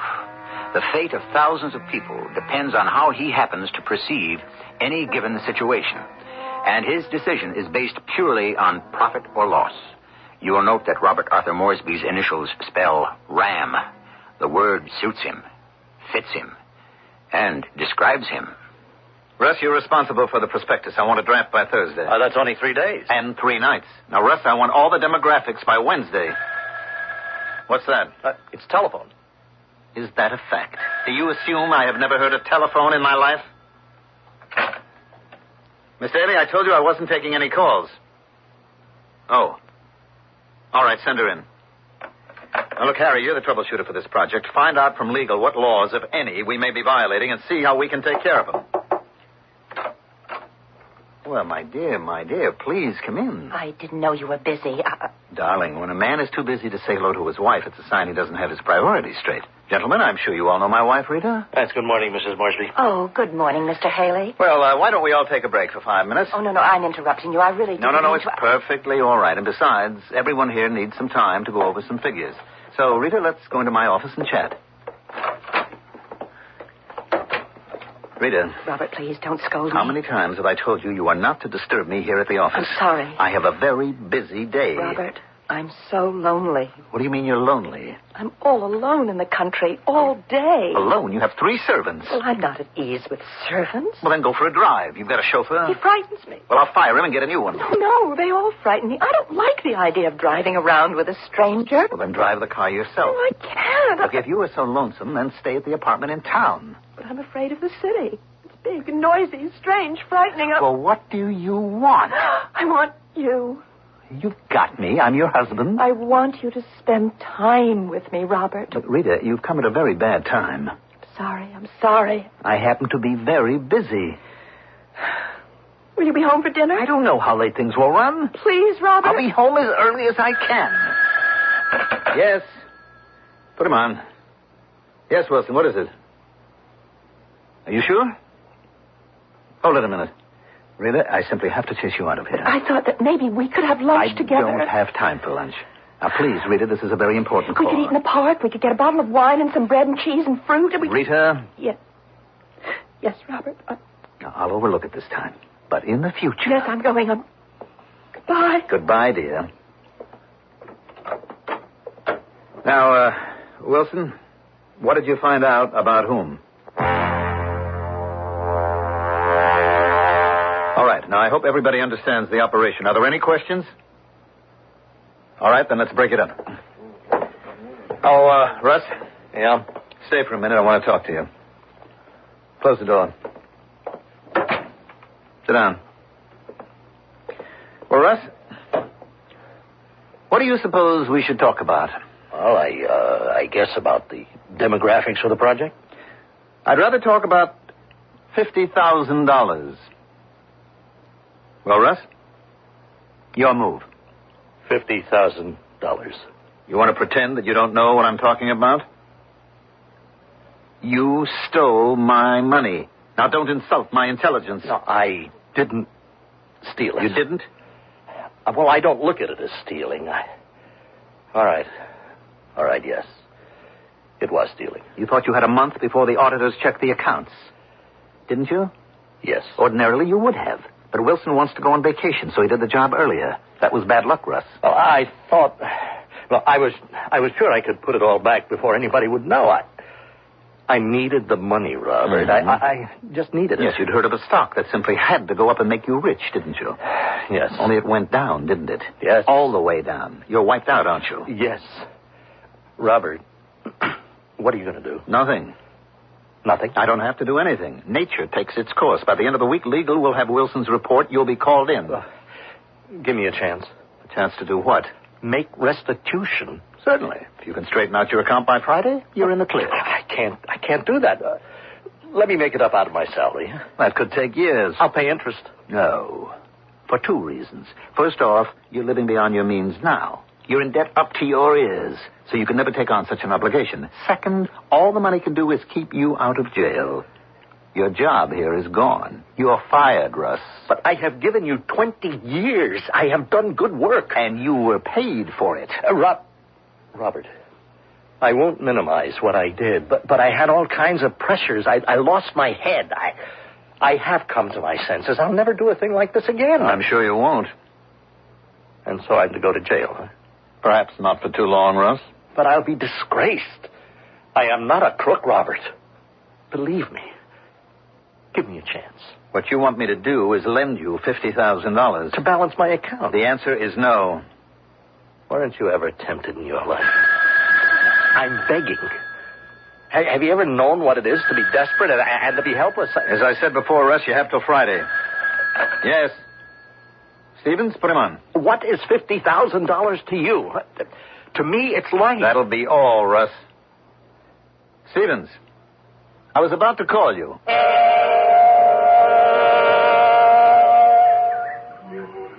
Hello?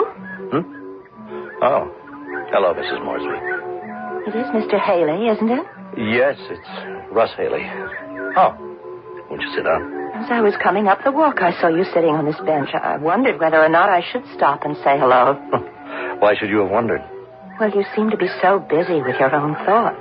Well, I was busy with thoughts, but they weren't my own. Really?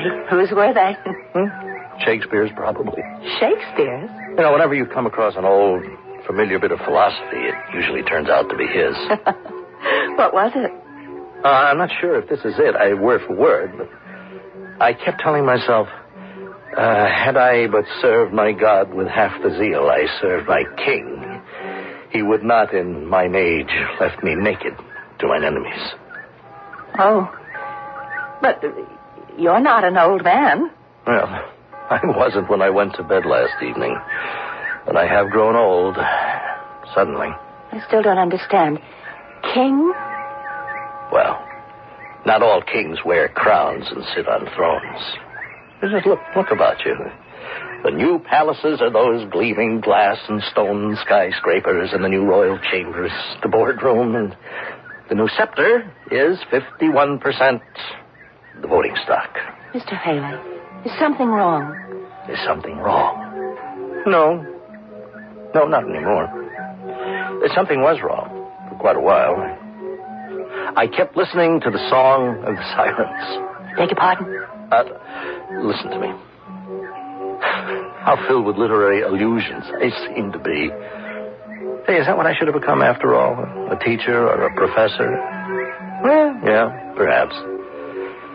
Well, you know the sirens were those beautiful but dangerous ladies who lived on rocks and reefs, and they sang such sweet melodies that the sailors who heard them were lured to their death.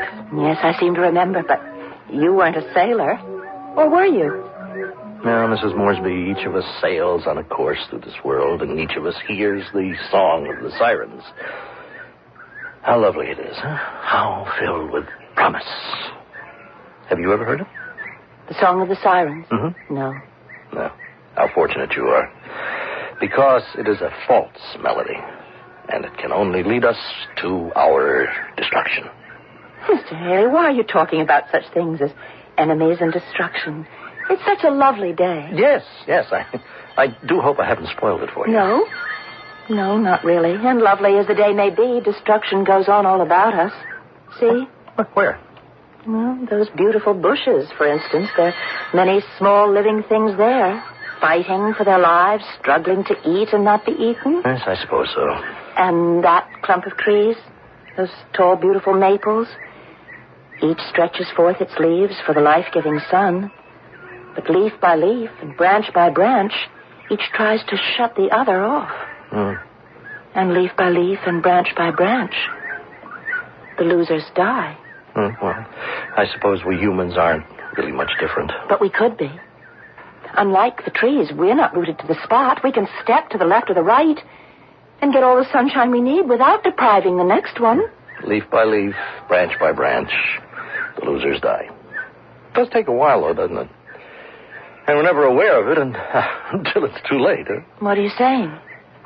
Suppose no one likes to admit to himself that he's a loser. Oh, Mr. Haley, there's no such thing as a loser. Well, I'm afraid I've got to contradict you there, Mrs. Moresby. Well, what has been lost? It's remarkable. You know, I've been aware of you all these years as Robert's wife. And knowing Robert as I do, I said to myself, what a poor, frightened thing she must be. It's true. I am. No, not you. Not a woman with your vision and feelings. Well, it has been nice talking to you, but I really must be going. Goodbye. No, wait. You're very troubled, Mr. Haley, and I can see it. So tell me, is there anything I can do to help you? Is there? No. Why do you say that? I look at you, and I see a woman of sensitivity, of character. 10 years ago, a woman like you could have helped me. But the irony. 10 years ago, I wouldn't have had much use for a woman like you. I was much too busy with the other kind. Now it's too late. It's never too late. It's never too late to find the right kind of woman.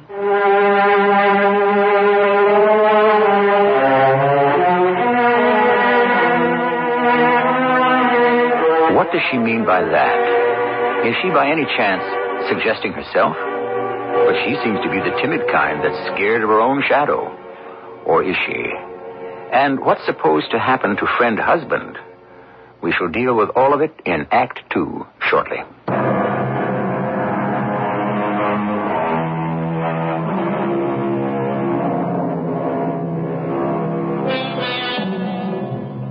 Conversations. Isn't it remarkable? We can be aware of people for years, and all we ever exchange with them is the time of day. Then suddenly, for some reason, or no reason, the floodgates are overwhelmed, and the words pour forth. Nothing seems to be sacred or secret. Everything is revealed. Do we live to regret it later? Sometimes. It's never too late to find the right kind of woman, Mr. Haley. It is, for me. You talk as if your life is over. It is. Oh, that can't be true. You know, I was so wrong about you, Mrs. Moresby. I always thought you were such a repressed and frightened little woman. I am. No, not a woman who can talk the way you do. But I think this is the first time in my life I've ever talked this way. I am repressed. I am frightened. I'm scared of my own shadow. But why? Oh, now you don't have to answer that question. It is obvious. I don't follow you. If he can terrorize the people who work for him, what must he be like at home? I wish you'd let me help you. No, it's too late. It's never too late. To men. My old school teacher would say that. But it is too late if the fabric is rotten. And the problem, is it money? Of course. Well, perhaps you'd allow me to... Oh, no. No, thank you. It would only be a temporary respite. Sooner or later, I'd be back to where I am now. Well, is there a woman? Is it gambling? Oh, Mrs. Moresby, if only it were. At least I would have had a run for my money. No, it's worse. A man can renounce women, cast aside gambling, but how does he get rid of vanity? Vanity? Mm-hmm. You see, I could not admit to myself that I was not basically a high-powered producer whose department could show a skyrocketing profit each year. Well, no one can do that all the time. Oh, they must, if they want to work for your husband.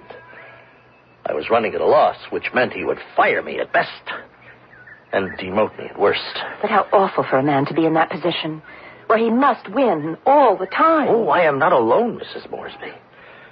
So I took some money and invested it in a sure thing. Oh, even I know there can never be a sure thing. I only wanted to make some money quickly, to pad my account so that it would appear as if my department were flourishing. Then you didn't steal it for yourself. I mean, in a way, you really stole it for my husband. Why don't you explain that to him? Can a bird make a satisfactory explanation to a snake? Well, thank you for your kindness. I have an appointment.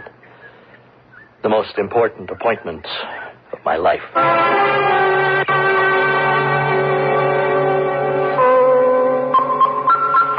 Now, at the top of the hour, here's the local news. It is believed that Russell F. Haley, an executive with Moresby and Company, committed suicide last night. No.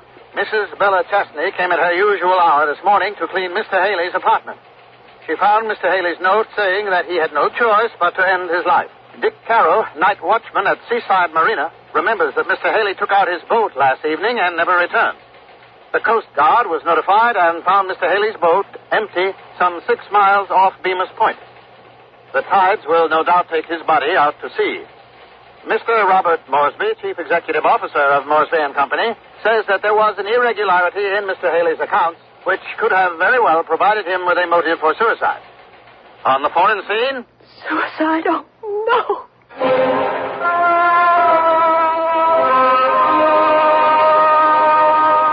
Robert, you're home. I'll tell you what kept me. It was it Russ Haley? I had to talk to the police. I heard it on the radio. They found the boat out at sea. He drowned himself, the fool. It said he left a note. He was all set to go to jail. I saw him in the park that same day. We chatted. Yes? He said it was the end of the world, and I didn't understand what he meant. I do now. He stole $50,000 from the company. $50,000. And do you know what he had the nerve to do? He begged me to lend him another $50,000 to cover the first $50,000. $50,000. The difference between life and death. Oh, had I known, I'd have given him the money. Well, you have some pretty far-out ideas, Rita. It's a man's life. Why didn't you let him have the $50,000? Now, let's really analyze this thing, shall we? You always tell me I don't spend enough time with you. Maybe now you can see why. It's because you say such weird things. Weird? Yes. Since we've been married, you've changed, Rita. You've become like a mouse. You're afraid. You're scared of your own shadow. Why? I guess it's because I'm afraid of you, Robert. Why are you afraid of me? I don't know. It's just the way you overpower everybody and everything. It's like a battering ram. I think perhaps you'd best go see a doctor. Why didn't you let him have the money, Robert? What, do you think I'm crazy? You, more than anyone else, you should know what it is to need $50,000. What are you talking about? You don't remember. 20 years ago, how desperate you were? That's ancient history. You sold stock you didn't have. I was caught short. But you were in trouble. You knew what it was to be desperate and sick with fear. I saw that sickness and desperation on Russ Haley's face that day at the park. What would you have done if you couldn't have raised the money that time? What's the difference? I raised it. Yes, you went to my father. Well, the old man knew a good investment. Oh, well, he thought it was because part of the deal called for you to propose to me. Didn't think I knew that, did you? Look, Rita, this is all ancient history. I wasn't very much. But fortunately, I had a rich father, and he could buy me a husband. That's a cold-blooded way to look at it. You're the one who always says the world is a cold-blooded place. Well, from now on, don't scold me when I say I'm lonely and frightened and afraid of people. After all, who am I? When was I ever important to anybody? I think the only person who ever thought I was somebody was Russ Haley. Why didn't you write off that $50,000? Because I couldn't. Why not? Because everybody knew he stole it. If I closed my eyes to it, it would be the same as saying, well, come on, fellas, the till is open. Help yourselves. Now let's drop it. It's over. Is it, Robert? That must be Wilson. Excuse me. Hello. Yes, Wilson. Right. All right, now look, we have to go at this very slowly, very quietly. The first parcel is owned by a man named Beauregard. Get it as cheap as you can, but get it. That's right. Tomorrow. Robert, why didn't you lend him that money? Rita, for the last time, forget it. It's over.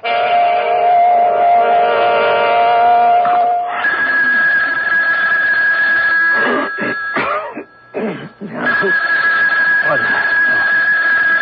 Phone. Hello. Robert? Who is this? You know. It's 3 o'clock in the morning. Who is this? You mean you forgot my voice already? We've known each other over 20 years. Russ. Yes. You're alive. No, I'm dead. I drowned 6 miles off Bemis Point. I don't think there's much left of my body. That's shark water. Russ. The reason I'm calling is I want to know the truth. Why didn't you let me have the $50,000? No, I'm not crazy. And I won't let anybody drive me crazy either. Robert? Yes, what is it? Oh, you're up. Yes, I'm up. Something woke me up. I'm not sure. Maybe I was dreaming. Or did the telephone ring? No, you were dreaming. We both were dreaming. Go back to sleep. I can't. I'm wide awake. Why? What's the matter? I just keep thinking about poor Russ Haley. And why did he have to kill himself? It was only money. Rita, for the last time, it's over. Forget it. Good morning, Robert. Wilson, good morning. Is the Beauregard thing all set? Well, no, not exactly. What does that mean? He doesn't want to sell. Oh, come on. As far as he's concerned, the land has no value. Up the price. I tried it. It's no go. Well, did you tell him we could get the state to condemn the property? Well, how could I? We have to keep our interest in acquiring the land secret, don't we? Yes, you're right. All right, let him rest for a while. Start buying around him. Now, remember, it has to look very casual. Be sure you use a lot of cover names. Oh, yes, I know, Robert. I know. We've done this before. Yes, but nothing on this scale. And we're using our own money this time. You know how many millions we've got sunk into it already. Now, we've got to get the last key pieces in place. Mm-hmm. Check the map. Start with this fellow, Stockton, the one who owns the farm in the southwest corner. That has to go. All right. I can't imagine why we would have any trouble. Nobody has any idea that something's up. Just get to it quickly, will you? Say, is something wrong? What would be wrong? I don't know. You know, lately you seem to be kind of nervous and upset about something. No, I'm fine, Wilson. I'm just fine. Now get moving.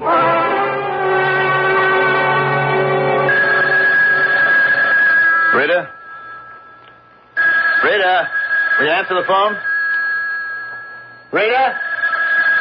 Oh, all right. Hello. Hello, Robert. Now, listen. Now, have you thought it over? Thought what over? Why didn't you let me have the money? Now, look, whoever you are. Don't say whoever I am. You know who I am. I'm Russ. Were you calling me? Yes. What is it, Robert? Well, I wanted you to answer the phone. The phone. I didn't hear it ring. Well, you must have. No, Robert. Well, I'm telling you that it rang. Ask the servants. I can't. They have the night off. Well, there was a call, Rita. Well, from whom? From nobody. Robert, I'm worried. About what? You seem to be hearing the telephone. I don't seem to be hearing the telephone. I am hearing. I'd like to help you. How can you help me? Maybe that's what's wrong with us. What's wrong with our marriage? Who says there's anything wrong with our marriage? What do you think marriage is supposed to be? Man and woman, they live together and they're faithful to each other. They should help each other. How? What do you know about finance? Let me help you. Why do you insist that you keep hearing a telephone? Because it is ringing. Oh, and when you answer it, who's on the other end? Nobody. All right. Russ Haley. But Russ Haley is dead. I know. And how could he possibly call you? You asked me, I'm telling you. But it isn't Russ Haley. It isn't? What are you going to tell me? That it's my guilty conscience? Well, that can't be, Rita. Do you know why? Because I don't have a conscience of any kind. Guilty or innocent. Everyone has a conscience. Everyone who doesn't have enough sense to get rid of it. So when I hear a phone, it's because the phone is actually ringing. Now tell me, did you hear it ring just now? Yes. And again? Yes. So I'm not just hearing things, am I? No. Rita, would you answer it, please? If you want me to. Hello? Hello?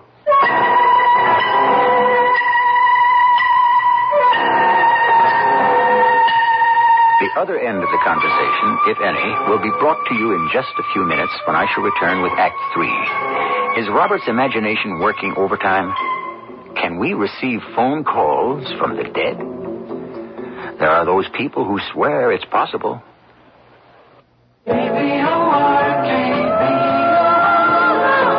Voice of the Rocky Mountains.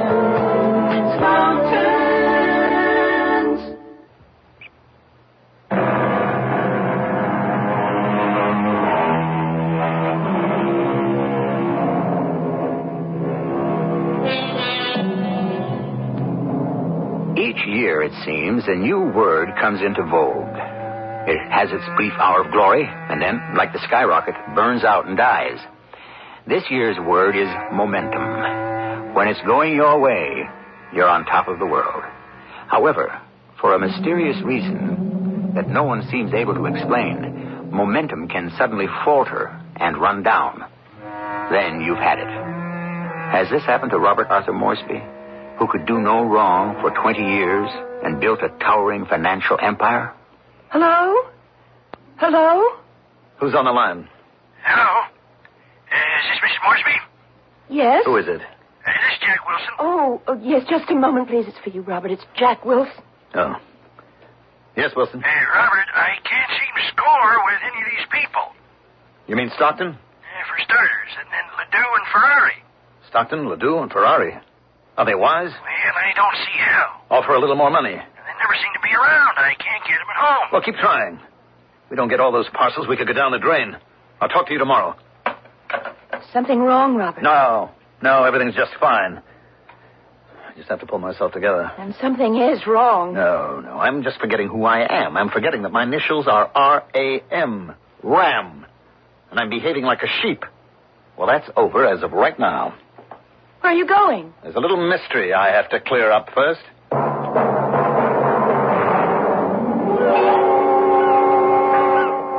Are you Dick Carroll? That's me. Do you remember Russ Haley? Remember him? I knew him since he was a kid in short pants. His folks used to bring him to the club. I taught him how to sail. The night he took out his boat. Yeah? Did he do that often? Go out at night? With Russ, you'd never know what he was up to. Well, what did you think he was up to when he took the boat out? Nothing good. I can tell you that. What's that mean? Well, he had a kind of strange look on his face, like a fellow who's about to do something that's not right. What you're saying is he did actually go out on the boat that night. You saw him. Oh, yeah. He went out on the boat, all right. And he didn't come back, huh? I know where they found the boat. He wanted to drown himself. And he couldn't have found a better place for it. You mean he looked like a man who would want to commit suicide? Suicide or worse. Poor guy. He was trying to live it up. He liked the cards, the horses, the girls. They'll do it to you every time.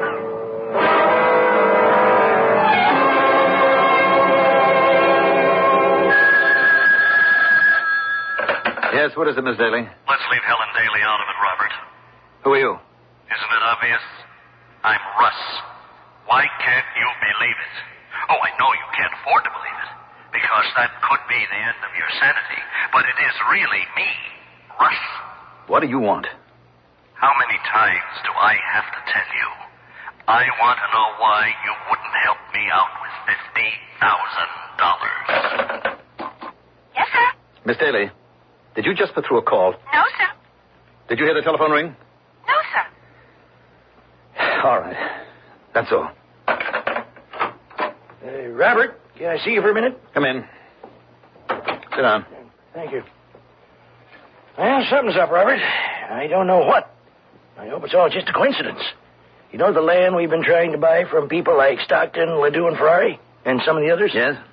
Well, most of those fellas don't own the land anymore. They sold it. They sold it to whom? I don't know. Look, for years, those swamps have been useless to everybody. The people who owned them were desperate to get out from under. They'd sell for any price. Now, suddenly that we have this long-range plan to build an airport, everybody starts to behave as if the land has oil under it. Now, something or someone is working against us. All right, Wilson. I'll take over from here on in. Robert. Yes? No, I just keep thinking about Russ. And that day in the park, he had the look on his face of a dead man, although I didn't realize it at the time. If only you'd let him have the money. Rita. You knew better than anybody else how important that money could Rita, be. if I have told you once, I have told you 1,000 times that it's ancient history. There's no such thing as ancient history. There's only history, and it keeps repeating. Oh, Robert, you have to make it up to him. To whom? To Russ. You killed him, Robert. I did nothing of the kind. You decided he could no longer live. That's crazy. The price of his life was $50,000. You had it. You could have given it to him. He was willing to pay it back. He couldn't afford to pay it back. Not the way he lived. But he'd seen the error of his ways, Robert. He was ready to change them. Have you seen the error of yours? At least start by being sorry. Sorry for what? For not letting a man get away with stealing my money? I did the right thing. Then why do you feel so guilty about it? Who feels guilty? You do. That's why you claim he calls you on the phone. Look, Rita, I have enough problems right now. I have got the biggest project of my life on the line, and it's about to fall apart. Why? I don't know why. But I better get a good night's sleep and start thinking straight tomorrow morning.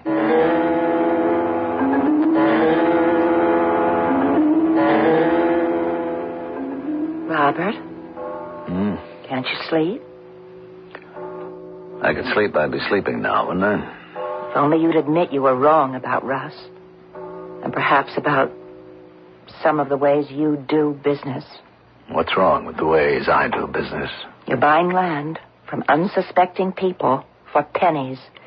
You know it'll be worth a fortune when you're ready to build the airport.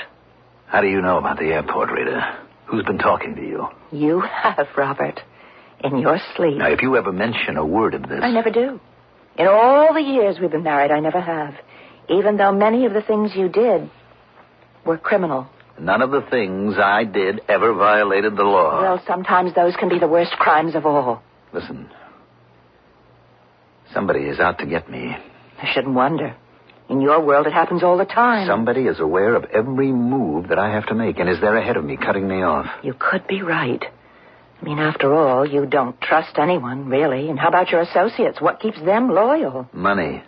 They'll all make a killing on this deal. That ensures loyalty. But suppose one of them, or some of them, could see a way to make more money without you. Will you let me get to sleep, please? I'm not the one who's keeping you awake. Wilson? Yes, Robert? Any luck on those properties? No, not a bit. Who owns them now? Just some initials, XYZ. Well, there must be an address. Just a box number. Find out who it is. I need all that land. Okay, now look, somebody has outsmarted us. We'll have to make a deal. It'll cost us a few more bucks. If it goes, there's enough for everybody. Find him. Well, I am trying to, Robert. Wilson, do you remember the Canterbury land purchase? Why are you bringing that up now? Because it could very well be that this is an inside job. I just want to remind you, Wilson, that I still have certain documents that could ruin your reputation forever. Oh, Robert, I swear to you. Now, who knows about the airport? Gus, Stevens, and Harry. Russ is dead. I want you to call in Marston. You want private detectives? I want those fellows shadowed day and night. I want to find out who they see, who they talk to. You don't suspect... I suspect everybody.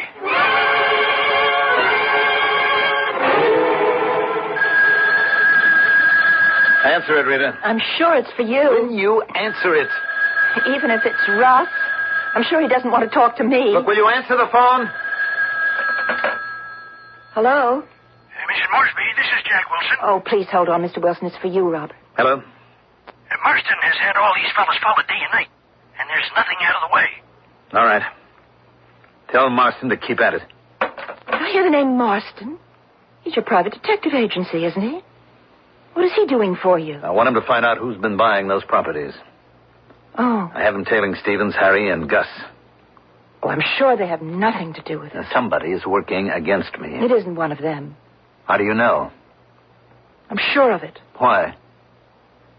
Because it's me. You? Yes. Right here. In the drawer. Look. Photostats of deeds sold to the XYZ Company. Here's 100 acres from Kenneth Beauregard, and 50 from James Ledoux, and 300 from Elmer Stockton. Go on. Go through the rest if you like. You? You bought up all this? Yes, and it added up to $50,000. Why? Why? That's funny, isn't it? How it all comes to $50,000. For $50,000, my father sold me to you. For $50,000, you killed Russ Haley. I didn't kill Russ Haley. You let him die. It's the same thing. And for $50,000, I bought the land that will stop you from building an airport. Now, wait, Rita. You're going to sell it to me, Rita. No. Rita, we can make a fortune. But the place as it is a fortune right now. It's a swamp. No, not really. It's filled with all kinds of birds and animals and plant life. You should go there sometimes, Robert, and just enjoy it. Rita, I want that land. Hello? Robert, why did you pick up the phone? Hello? Who are you talking to? Robert? Now, you cut it out, do you hear? You're dead, Russ Haley. You're dead, and I'll prove it. Robert, where are you going? First, I'm going to take care of him. Then I'll come back and settle with you.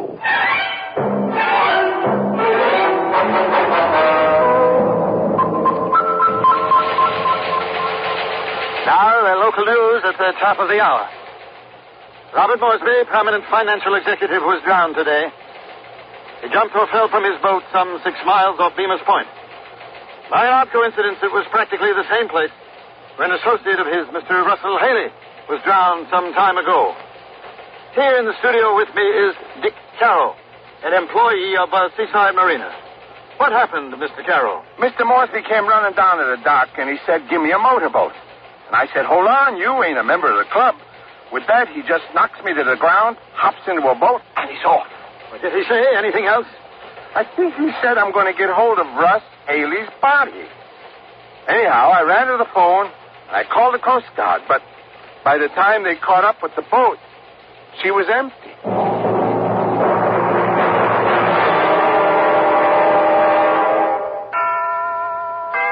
Just a minute.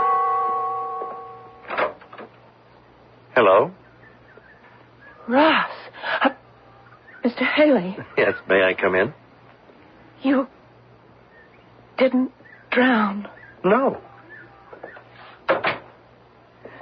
You see, it isn't easy to drown yourself if you're a good swimmer. At the last minute, you change your mind. You want to live. Anyhow, a freighter bound for India picked me up. Oh. And I thought, well, maybe I'd begin a new life. But after a while, I decided to come home and face the music. I don't know what the music is. Robert's dead. Yes, I heard. I sold the company. But I still owe you $50,000. Are you still listening to the Song of the Sirens? The Song of the Sirens? Oh, yes, we talked about it that day in the park. You remember? No.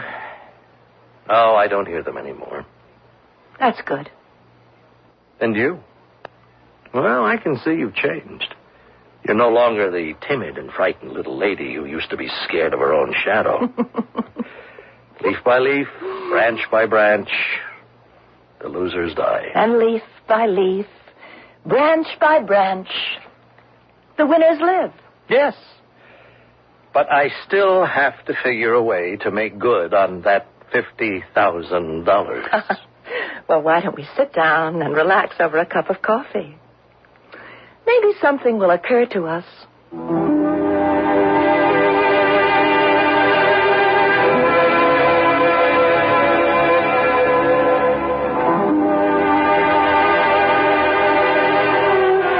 I'm sure something did, and so are you. Once again, we bring you an all-purpose story fit for any occasion, and it can fit any interpretation you care to give it. Was it all guilt in Robert's mind? Was it a put-up job? Were Rita and Russ in it together? Once again, choose between reality and illusion, and perhaps discover how little they differ in the end. But this is not the end yet. I shall return shortly.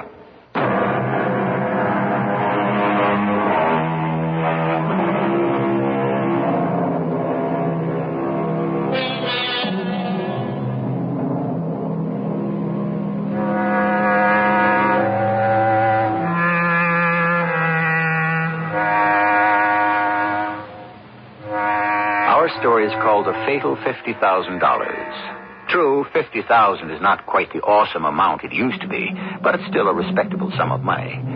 But it doesn't matter. What's important is the fact that there are times when we can actually place a dollar figure on the value of a human life.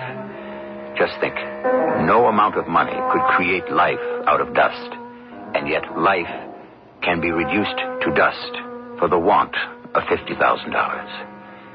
Our cast included Marion Seldes, Mandel Kramer, and Earl Hammond. The entire production was under the direction of Hyman Brown.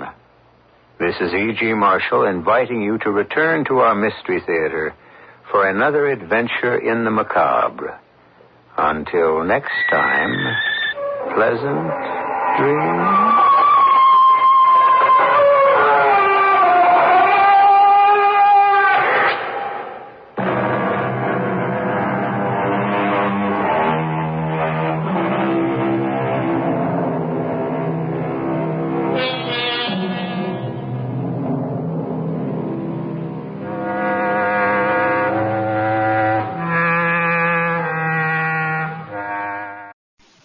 The CBS Radio Mystery Theater presents...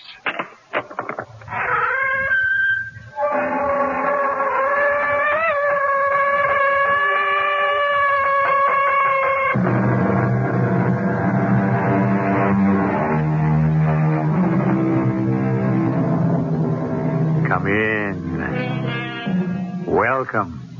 I'm E.G. Marshall. I'm going to guide you into and back out of, I do hope, a world where things do not always follow the straight and comfortable paths we're accustomed to. But stay close. Don't wander away. There is violence in this world we're visiting. Violence and other unpredictable things. Although we will witness some uncannily accurate predictions. Laura, hold the groceries while I open the door.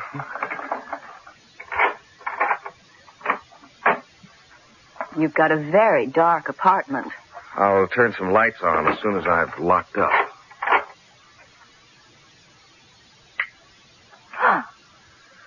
Hello, Cosden. You came a little earlier than I expected you. Well, Cash, I wasn't 100% sure of my welcome, so I figured I'd come over early. How did you get in? I don't think I left the door unlocked. Oh, come on, Halliday. A simple little lock like that one. Cash, don't just stand there. Aren't you going to throw him out? You see that bulge in his jacket just under the left armpit, Laura? Oh. Throwing him out could turn into a pretty bloody affair. And I'm afraid the blood would be our own.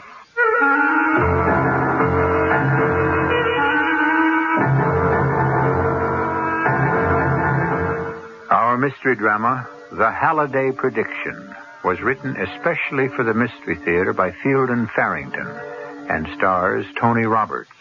It is sponsored in part by Anheuser-Busch Incorporated, Brewers of Budweiser, and True Value Hardware Stores. I'll be back shortly with Act One.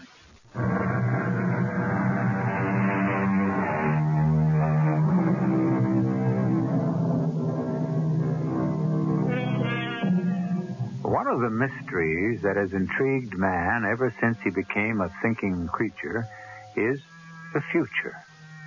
5 minutes from now, a day, a month, a year from now. The impenetrability of it, the unpredictability. And yet, there are those who do venture predictions, and sometimes with astonishing accuracy. Cash Halliday is a widely read and highly controversial columnist on the Daily World Express in one of our major cities. At this moment, he's answering an urgent summons from his city editor. Come in, Cash. Cash, we're cutting out your weekly predictions. Oh, now, just a minute, Kelly. Those predictions are the hottest thing you got, and you know it. If you think you can... Good choice of words, hot. Libelous might even be better. Your prediction comes out every Friday, and I spend the weekend sitting around the house waiting for the phone to ring. Somebody bringing a libel action. Nobody ever has. That's got nothing to do with it. Your regular stuff is bad enough. You're always right on the brink of disaster. So what do you want from me? Advice to the lovelorn? Social notes from all over? I'm a reporter, Kelly. A reporter turned columnist. I deal in hot stuff. Like this, for instance? Let me read it to you. Pretend you didn't write it, that you're the police commissioner reading this piece for the first time. I can try. Okay.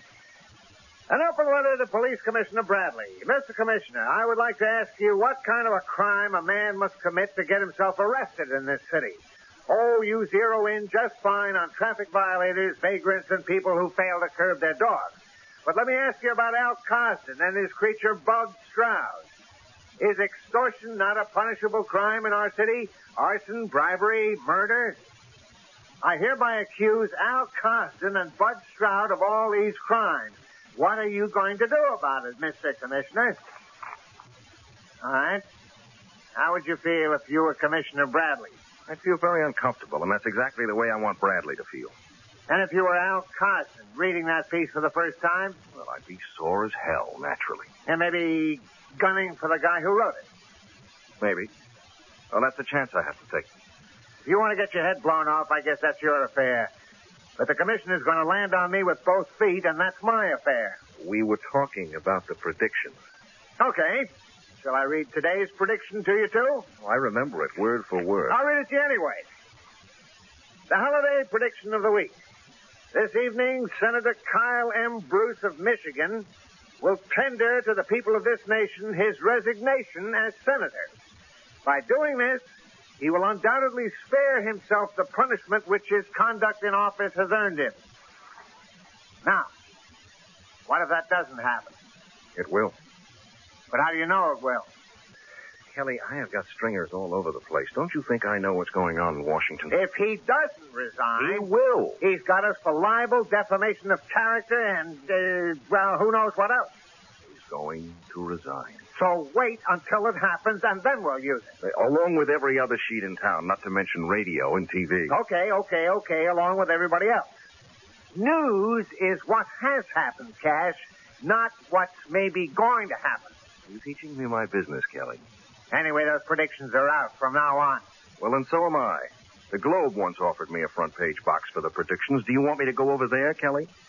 You know damn well I don't. Well, it's either or else. I'm going to use a weekly prediction as long as I write a column. And if you don't want it, the Globe does.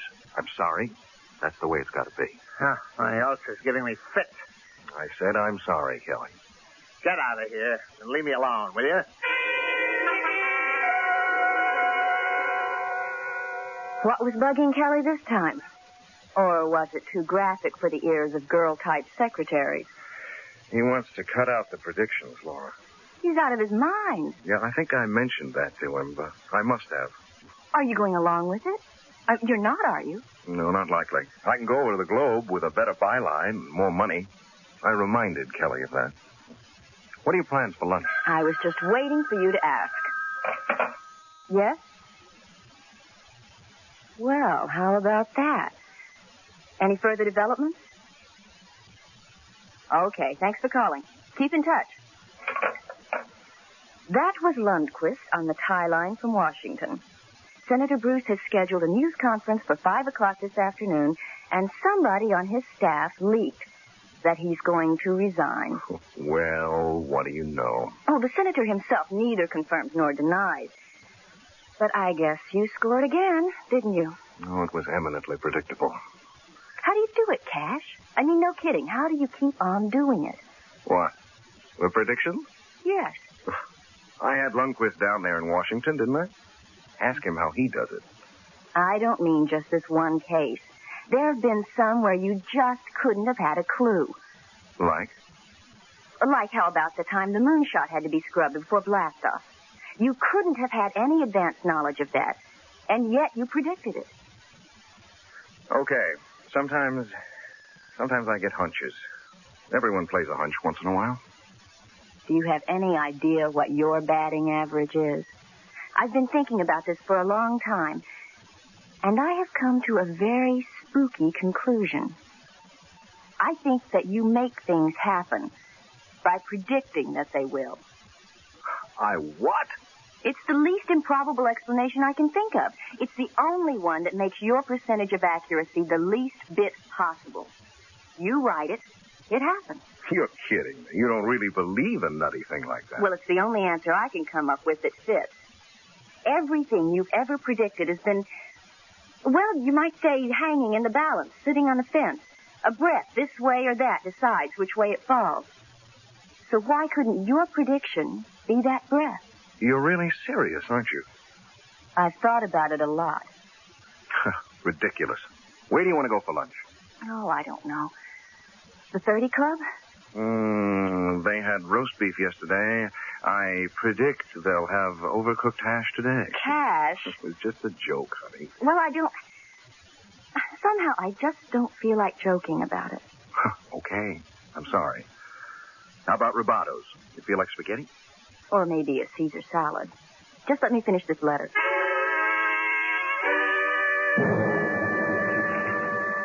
Did you read that Holiday Creeps column in the World Express this morning, Bud? Yeah, I read it. A guy comes right out and names us, accuses us. Arson, extortion, bribery, murder. I think this Cash Halliday is going to have to go. Look, Al, I don't think that would be very smart. Who asked you what you thought? I mean, it's pretty near as dangerous as knocking off a cop. Like all the papers would get on you, and the radio and the TV. They just don't give up on stuff like that. No, I don't think it would be very smart at all, Al. No creep is going to pound me to death with a lousy newspaper while I sit around and don't do a damn thing. All right, take it easy, Al. It's bad for your blood pressure getting excited like this. You know what Doc Henry said? You shouldn't get excited or overexert yourself. Well, who's overexerting? Ain't nothing wrong with my heart or my blood or any of the rest of it. Well, I'm calm, see? Okay, that's better. And I still don't think you ought to try to hit a newspaper reporter. Shut up. You hear me? Shut up!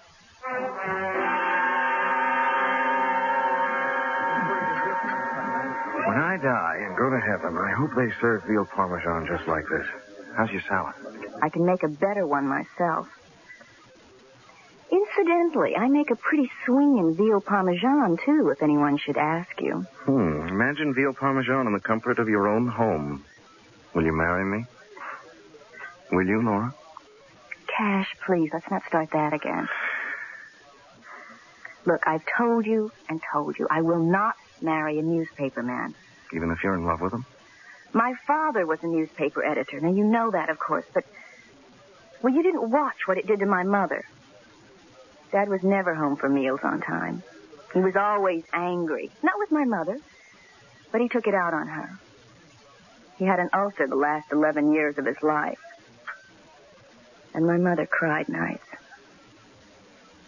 She didn't think I heard her, but I did. Well, that was your mother and father, Laura. This is you and me. I will not marry a newspaper man. What do you want me to do? Resign and go looking for some other kind of job? No, I don't want you to... Cash, look, are you going to spoil our lunchtime together? You could really have made it a luncheon to remember, you know that? All you'd have to have said was, yes, Cash, I'll marry you even if you are a lousy, rotten newspaper man. I'll marry you because I love you. And why didn't you say that, Laura? Cash. I know. Stop pounding. No, Cash, 2 men just came in. No, don't turn around. I don't know who the other one is, but the big one is Al Coston. So? Maybe he likes the veal parmesan, too. They're both scowling at us as if they could kill us. They won't. They're just trying to intimidate us. Well, they're doing just fine with me. Good Lord. The big one, Al Coston. He's coming over to our table.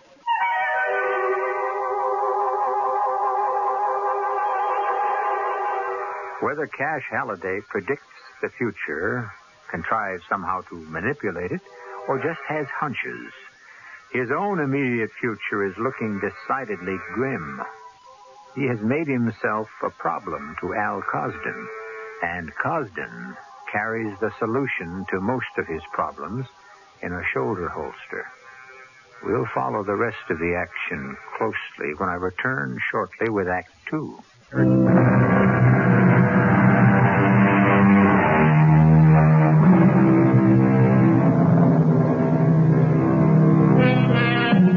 Many tales have been told about men and women who, given the supernatural ability to look into the future, did not like what they saw there. We're not sure yet whether Cash Halliday is one of these, or whether, as his secretary appears to believe, he can actually alter the future with his predictions. If the latter is the case, he would be wise to use his talent now. For Al Cosden, looking ominous, is approaching the table where Cash and Laura are just finishing their lunch. You don't mind if I sit here at the table with you for a minute, do you, Halliday? Of course not. You've met Laura, I believe? Is there something you wanted to talk to me about, Cosden? Like I'm sure you'd never guess what it is, would you? Well, I don't play guessing games. Oh, that's funny. Ain't that a funny one, miss? He don't play guessing games. Him and his Halliday predictions, and he don't play guessing games. What makes you think those are guesses, Mr. Cosden? I'm going to make you a prediction, Halliday. And you better believe I'm not guessing. You're going to stop writing stuff about me in your lousy column. I mean, as of right this minute, you're going to stop or else. Put it straight, Cosden. If you're threatening me, I want to hear it in so many words. I was telling a friend of mine about you this morning, and he said, be a good guy. Give the creep a little warning before you do anything permanent to him. So I took his advice. Looks now like I wasted my time. I should have handled it right then. Handled it? How? I'll let you guess, Halliday. He don't play guessing games, my friend. So, you better guess right, Halliday. Because in case you don't know, I'm the one who don't play games. Why were you in such a hurry to get back to the office, Cash? I have to make a change in tomorrow's column. Cash, you aren't going to put something about Al Cosden in your column, are you? Of course I am. The guy threatened me, didn't he? You think I'm going to let him get away with that? But he meant it. Yes, I guess he did, Laura. But that's all the more reason, don't you see? No, I don't. And I won't let you. Now, I'm not going to let you get yourself killed for nothing. I appreciate your worrying about me, but you know I have to do this. Okay. But don't come to me for sympathy after you're dead. I promise not to. While lunching today, I was approached by that pillar of our city's organized crime structure, Al Cosden. He appeared to have read my column for the day. Al Cosden can read, and he was not flattered. That fact alone is hardly newsworthy, but Cosden proceeded to threaten me, albeit obliquely, with death if I so much as printed his name again in this column. I double dare you, Cosden. Oh, Cash. Insert that right after the campaign story, Laura, and I don't think we need to show it to Kelly. He'd kill it. You know he would. That's why you don't want him to see it. He'd want to kill it, and then there'd be a hassle. Well, I hate hassles. I'm a man of peace, okay? And you wonder why I won't marry you. Instant widowhood. Some deal. Okay, that settles it. He's got to go. Are you talking about the Halliday creep again? Did you read his column, Bud? Yeah, I read it. Well, he's got to go. Look, Cal, it's still like I told you yesterday. You hit a newspaper guy and they'll never let up on you. Not till they see you put away. You want to spend the rest of your life inside? Not me. I'm going to have an alibi. Ain't no way they can bust it. Yeah. You got it worked out? I'm going to be talking with Police Commissioner Bradley and maybe a couple other reliable witnesses at the exact minute when Halliday gets it. How about that? Well, ain't a bad trick if you can do it. Oh, I can do it. You want to tell me how? That's being in two places at the same time. I ain't going to kill Halliday. But you just said that You're going to do it for me. Oh, no, Al. No, not me. Not in a million years. Yeah, think you got a choice, Bud? I ain't going to do it. Now, you listen to me. You got no choice at all. If you decide you don't want to do this little favor for me, Bud, then I guess I'll have to handle it some other way. But I'll take you out first, Bud. You can depend on it. Oh, come on, Al. You're kidding. I mean, you were not really... You think not, Bud? You'll hit Halliday when I tell you. I'll let you know.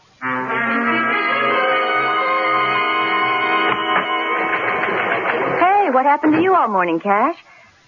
You'd better go in and see Kelly. He's about to have a stroke or something. That Cosden bit he didn't see before press time? What else? I think I'll use the phone instead of going in there. Are you planning to take me to lunch? Mm-hmm. When I finish this call. Hi, Kelly. How's it going?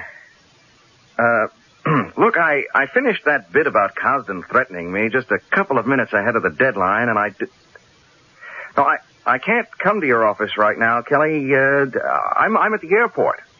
I'll give you a rundown when I see you. I know, Kelly. I'll watch it from now on. Okay. See you later on. Yeah, so long. He didn't have a stroke? With his ulcers, he doesn't need one. Let's get out of here.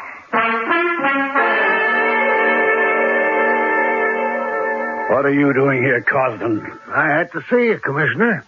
It's important. Walking into the police commissioner's office, you must be out of your mind. You worry too much, Bradley. It's not enough I've got this damn columnist Halliday trying to hook me up with you. You got to walk in here in broad daylight and prove he's right. Nobody saw me come in. Nobody but your secretary out there, and she's on your side, ain't she? I don't know. What do you want? I want us to have a meeting together with a good witness, say around 6 o'clock tonight. With a witness? What's wrong with you, Cosden? I'm setting up an alibi. Oh, no. No way. Forget it, Cosden. No, I'm kind of disappointed. I figure you'd be glad to help me out. You should know I won't involve myself. We agreed to that 2 years ago when we first started working together. Well, all you've ever had to do for me was just quiet down a couple of investigations. And you've been stashing away the bread as fast as I could shovel it to you. I never asked you for a personal favor before. Well, if I didn't have this Halliday thing hanging over me, maybe it would be different, but it's come at a bad time. Well, now, what if I was to tell you that if you do me this little favor, you won't have any more trouble with Halliday? Nobody'd have any more trouble with Halliday. Look, I don't want to know about it. Halliday, you say? Yeah. That wouldn't make you too unhappy, would it? Well, that does put things in a somewhat different light, yeah. Now, we wouldn't have to be seen in public, just you and me and maybe a friend you can trust, so I got a good, respectable alibi. Your place. Oh, my place, if you'd rather. No, my place, I think. Yes, I could have Jerry Alberts in for cocktails. He's, well, I wouldn't have to worry about him, and he's respectable enough. Good. Can we make it tonight? Must it be tonight? Oh, tomorrow? No, I'm afraid not, then. I have to take a plane for Chicago around 5:30 this afternoon. I'll be gone till Friday morning. Well, I guess Friday night will be okay. 6 o'clock? I'll be there a little ahead of time. Okay? Yeah. Yes, Costin, that should be all right.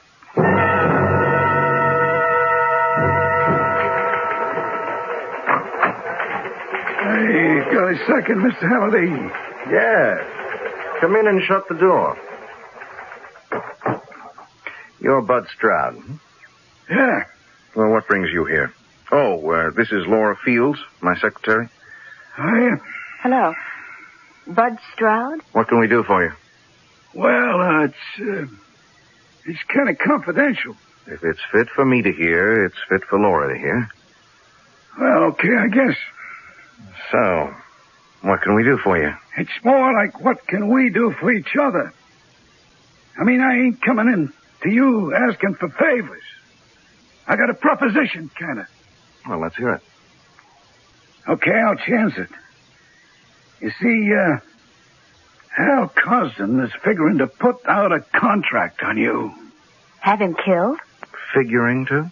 He did come to me with a proposition, only I don't want a part of it. Oh, well, that's very good of you. I don't knock off no cops, and I don't knock off no newspaper reporters. I ain't nuts. If you refuse to do it, though, won't Cosden just go to somebody else? No, I don't think so. He'd do it himself. He won't want to spread the word around too much. He'll get me first, though. And I ain't kidding myself about that. So unless you can figure out some way to stop him before Friday, we're both going to be pushing up daisies. You and me, both. Friday? Yeah, that's when he said it for. Don't ask me why. Friday at 6 p.m. I see. And what do you expect me to do to stop him? Well, I mean, you're a big columnist and everything. You can go to the police, Forget it. The cops don't worry Cosden. He's got good connections. What connections? How high do they go? Oh, no, I ain't getting into that. I told you what I came here to tell you. What I want to know now is what you aim to do about it. Well, that's a good question. I wish I had an answer. Bud Stroud said it wouldn't do any good to call the police. I can't do any harm. Yes, this is Cash Halliday of the World Express. Let me talk to Commissioner Bradley, please. Oh, all right then. Let me speak to Captain Horner. I doubt if the commissioner would have done much to help you anyway. Most likely not. It would give him something to think about, though. Captain Horner, this is Cash Halliday, World Express. I just got word that Al Cosden plans to put a contract out on me. It doesn't surprise me much either. That's pretty weird. So what you're saying is that you can't do anything for me until after I'm dead? Is that it? Who's making a joke? All right, Horner, I know it isn't easy for you either. Okay, do whatever you can. Did you ever get the feeling you were about to be thrown to the wolves?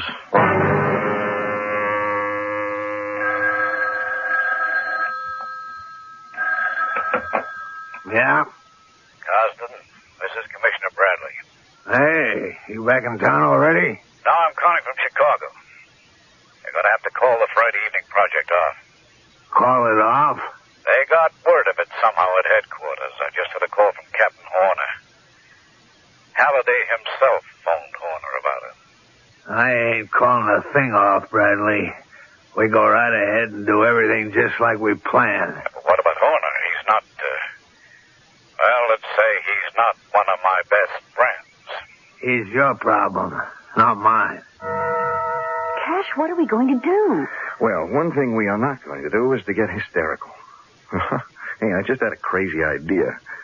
Do you remember what you said the other day about my predictions? That I actually make things happen just by predicting them. Well, what's that got to do with the Cosden thing? Get your pad, Laura. I want you to take down next Friday's prediction. Short attention span. That's your problem. The Halliday prediction of the week. Before this day has ended, the remarkable criminal career of Al Cosden will also come to an end. At exactly 6 o'clock this evening, his heart will stop beating. There will be dancing in the streets. Cash? You know something, Laura? If you're right about my predictions, I have just killed a man.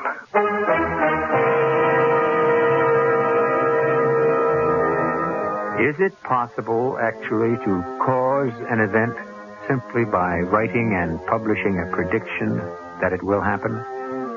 I share your doubt. Such a thing would be totally against nature as we know it. However, as we know it is the key phrase there, and it leaves room for at least a shred of belief against all our skepticism.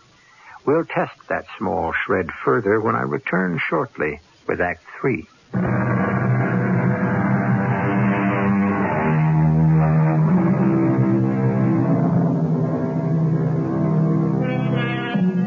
Cash Halliday has been given the exact time and date when he may expect sudden and violent death. Friday evening at 6 o'clock. And he has been told that the police can do nothing for him until after the fact, which, of course, is much too late from his point of view. He takes no comfort whatever from all this pre-knowledge as the fateful Friday morning wears on toward noon. Why don't you, just go away somewhere? Cash, why don't you just disappear for a while? I'd have to come back eventually, wouldn't I?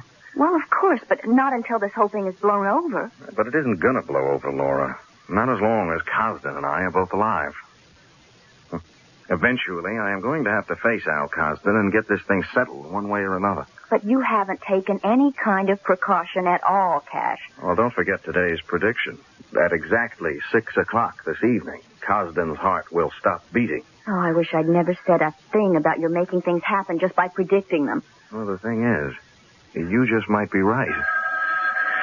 When I look back over some of the predictions that actually turned out to be accurate, I begin to wonder. Mr. Halliday's office. On his way up here? Are you sure? Yeah, okay. Thanks for calling. That was the receptionist down in the lobby. Commissioner Bradley is on his way up here, breathing fire, she said. Probably looking for Kelly. Oh, no. He was particularly asking for you. Well, if he wants a yelling match, I have got some ammunition, too. Halliday, I want to talk to you. Yes, come right in, Commissioner. Don't just stand there waiting for an invitation. And don't you get smart with me. I read that miserable column of yours this morning. Oh, I'm flattered. Don't be. Where did you get your information about Cosden? Cosden? His heart will stop beating at 6 o'clock. Oh, it was just one of my silly predictions. Now, look, if somebody is threatening murder and you know about it, it's your duty to let the police know. Who said anything about murder? I just said his heart would stop beating. He does have a bad heart, you know. Am I to take it then that you refuse to tell me what your information is and where you got it? Well, what can I tell you? I have no information. It was just a prediction.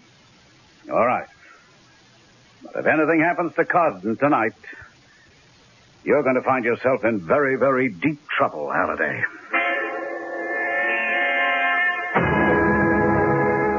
Just don't give me a hard time about coming to your office again, Commissioner. I know you don't like it, so save your breath. Oh, I suppose I may as well. What is it you want this time? Was it you who leaked this Friday night 6 o'clock information to the cops? Oh, don't be ridiculous. I'd be the last person to do that. I told you Halliday himself told Captain Horner about it. Yeah. But how did Halliday find out? Well, that I wouldn't know. Must have been Bud. Nobody else knew. Just you and me and Bud. Yeah. I'll have to speak to Bud about that.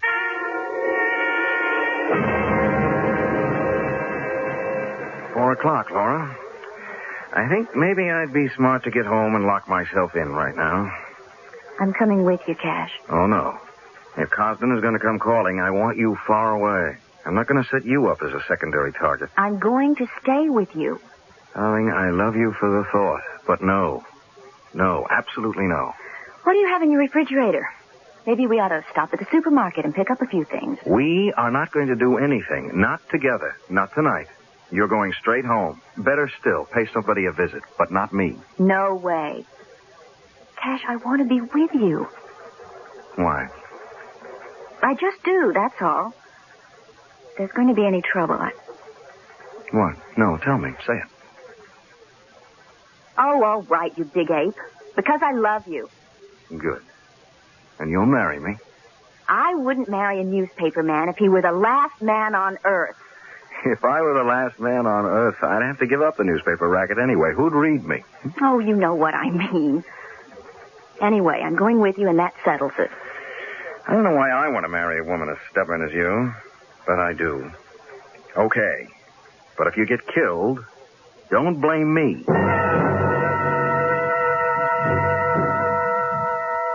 You realized, of course, Laura, that by coming to my apartment with me, you are compromising yourself irreparably.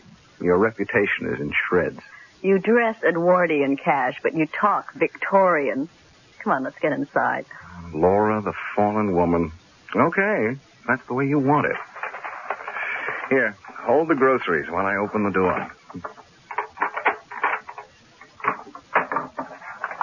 You've got a very dark apartment. And I'll turn some lights on as soon as I've locked up.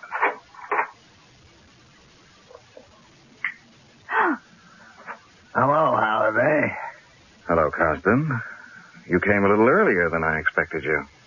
Put the groceries in the kitchen, Laura. Yeah, I think maybe you better just set them down in here somewhere. I thought I'd get here a little early. Yeah. I wasn't sure of my welcome. Halliday, did Bud Stroud tell you this was on for tonight at 6 o'clock? Bud Stroud? No, of course not. Yeah, I knew it was him. Well, he won't be thinking on any more of his old buddies. Did you? Yeah. I paid him a visit just before I came over here to see you.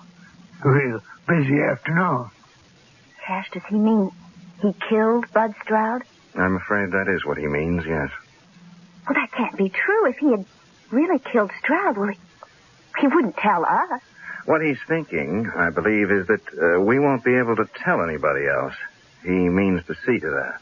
Yeah, he's right, man. He's 100% right. We got some time to waste, though. You got anything in the house to drink? What would you like? Well, a good solid slug of bourbon if you got it. Just a little splash of soda. Okay. It's in the cabinet over there. Well, so go on. Get it. But be real careful, Halliday. If I see anything I don't like, I'll blow your head off. Well, I'll be very careful. Laura, while he's watching me, turn on the tape recorder. Hey, knock it off with the whispering. You want to talk to her, talk loud enough for me to hear. What'd you say to her? Don't get excited, Cosden. I asked her to see if there's some kind of snack in the refrigerator. I'm hungry. Oh, no. The little lady stays right here where I can watch her. Come 6 o'clock, you won't be hungry anymore, Cass. Why 6 o'clock, Cosden? I mean, not that I want to rush you, but why wait until 6 o'clock? Well, so why shouldn't I tell you? You ain't about to talk. Here you are, Cosden. Oh, thank you very much, I'm sure. After that stupid prediction of yours in this morning's paper, at 6 o'clock his heart will stop beating. I decided to wait until 6 and, just turn it around the other way. Make you dead and wrong both at the same time. Poetic injustice. What? Oh, besides, the main reason is I got an alibi for 6 o'clock. I mean airtight. One of your friends is giving you an alibi? Frankly, I don't think you have any friends whose word would be taken that seriously. No. What would you say to Police Commissioner Bradley? I see. Yeah. I'm sitting with Commissioner Bradley and one of his buddies right this minute. Sipping a cocktail and talking over important things and settling problems and all that. You trust him? You're damn right I trust him. I got enough on him to put him away for the rest of his life. And he knows it. I got the evidence. Papers he signed even. Oh, you're damn right I trust him. Where are these papers you say you have? Would you like to know? Well, not particularly, I guess. When you come right down to it. It won't do me much good after 6 o'clock, will it? Cash, don't talk like that. You're right, though. What good would it do you? So, tell me or not, whatever you feel like. Well, you see, over at my place, I got this big painting a fella did of me. He owed me money and he couldn't pay off. So, it's hanging on the wall in my living room. And back of it is a wall safe that nobody knows about but me and, well, Bud Stroud used to know about it. And that's where you keep the evidence against Bradley? Yeah, that's right. So what are you going to do about it? What can I do about it? You take it pretty gutsy. I got to say that for both of you. How about some more of that bourbon? Well, you know, here it is going on 6 o'clock already. How about that? Don't you think you ought to wait until a little after 6? Make sure of your alibi? You think so? I want to take the chick out, too, you know. I ain't about to leave no witnesses around. Laura, is there somebody at the office who knows where I keep my tape recorder? Kelly does, I think. Yes, I'm sure he does. Huh? Well, what's this about a tape recorder? Oh, it's nothing, Cosden. It's just, you know, setting my affairs in order. Okay. Where is it? Go look for it, Cosden. You won't find it in a million years. Damn you, where is it? You can't make me tell you by pointing a gun at me, Cosden. You intend to shoot me anyway. You lousy. Okay, I'll find it myself. You're cold, Cosden. Dead cold. Would I keep a tape recorder in a closet? It's all for nothing. You'll never find it. I'll find the damn thing. Either that or... What's the matter with him, Cash? I can't breathe. Looks like a heart attack to me, Laura. Oh, for God's sake. Help me. I can't. 3 minutes past 6. My prediction was off by 3 minutes.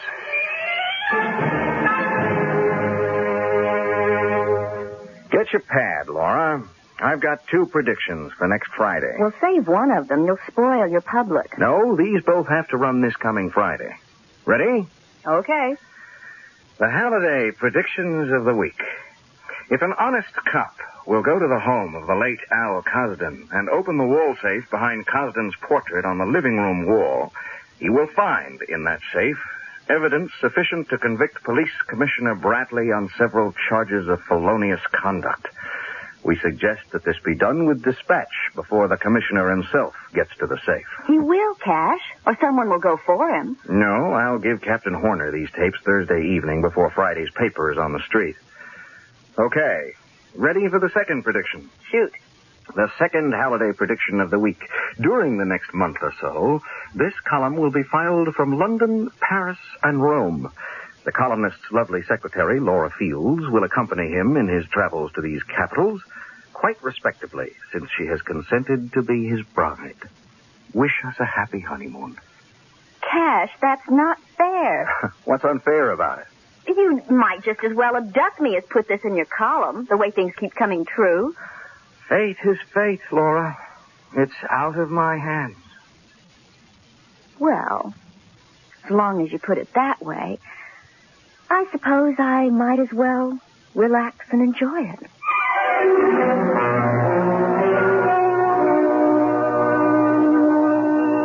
Do we consider the proposition proved that Cash Halliday was able, simply by predicting that a thing would happen to make it happen?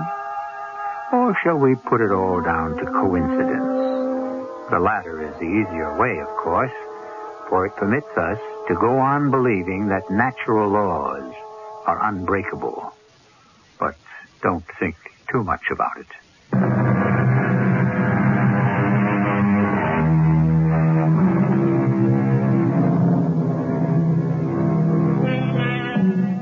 Commissioner Bradley has been indicted for misconduct in office and is, of course, free on his own recognizance while awaiting trial.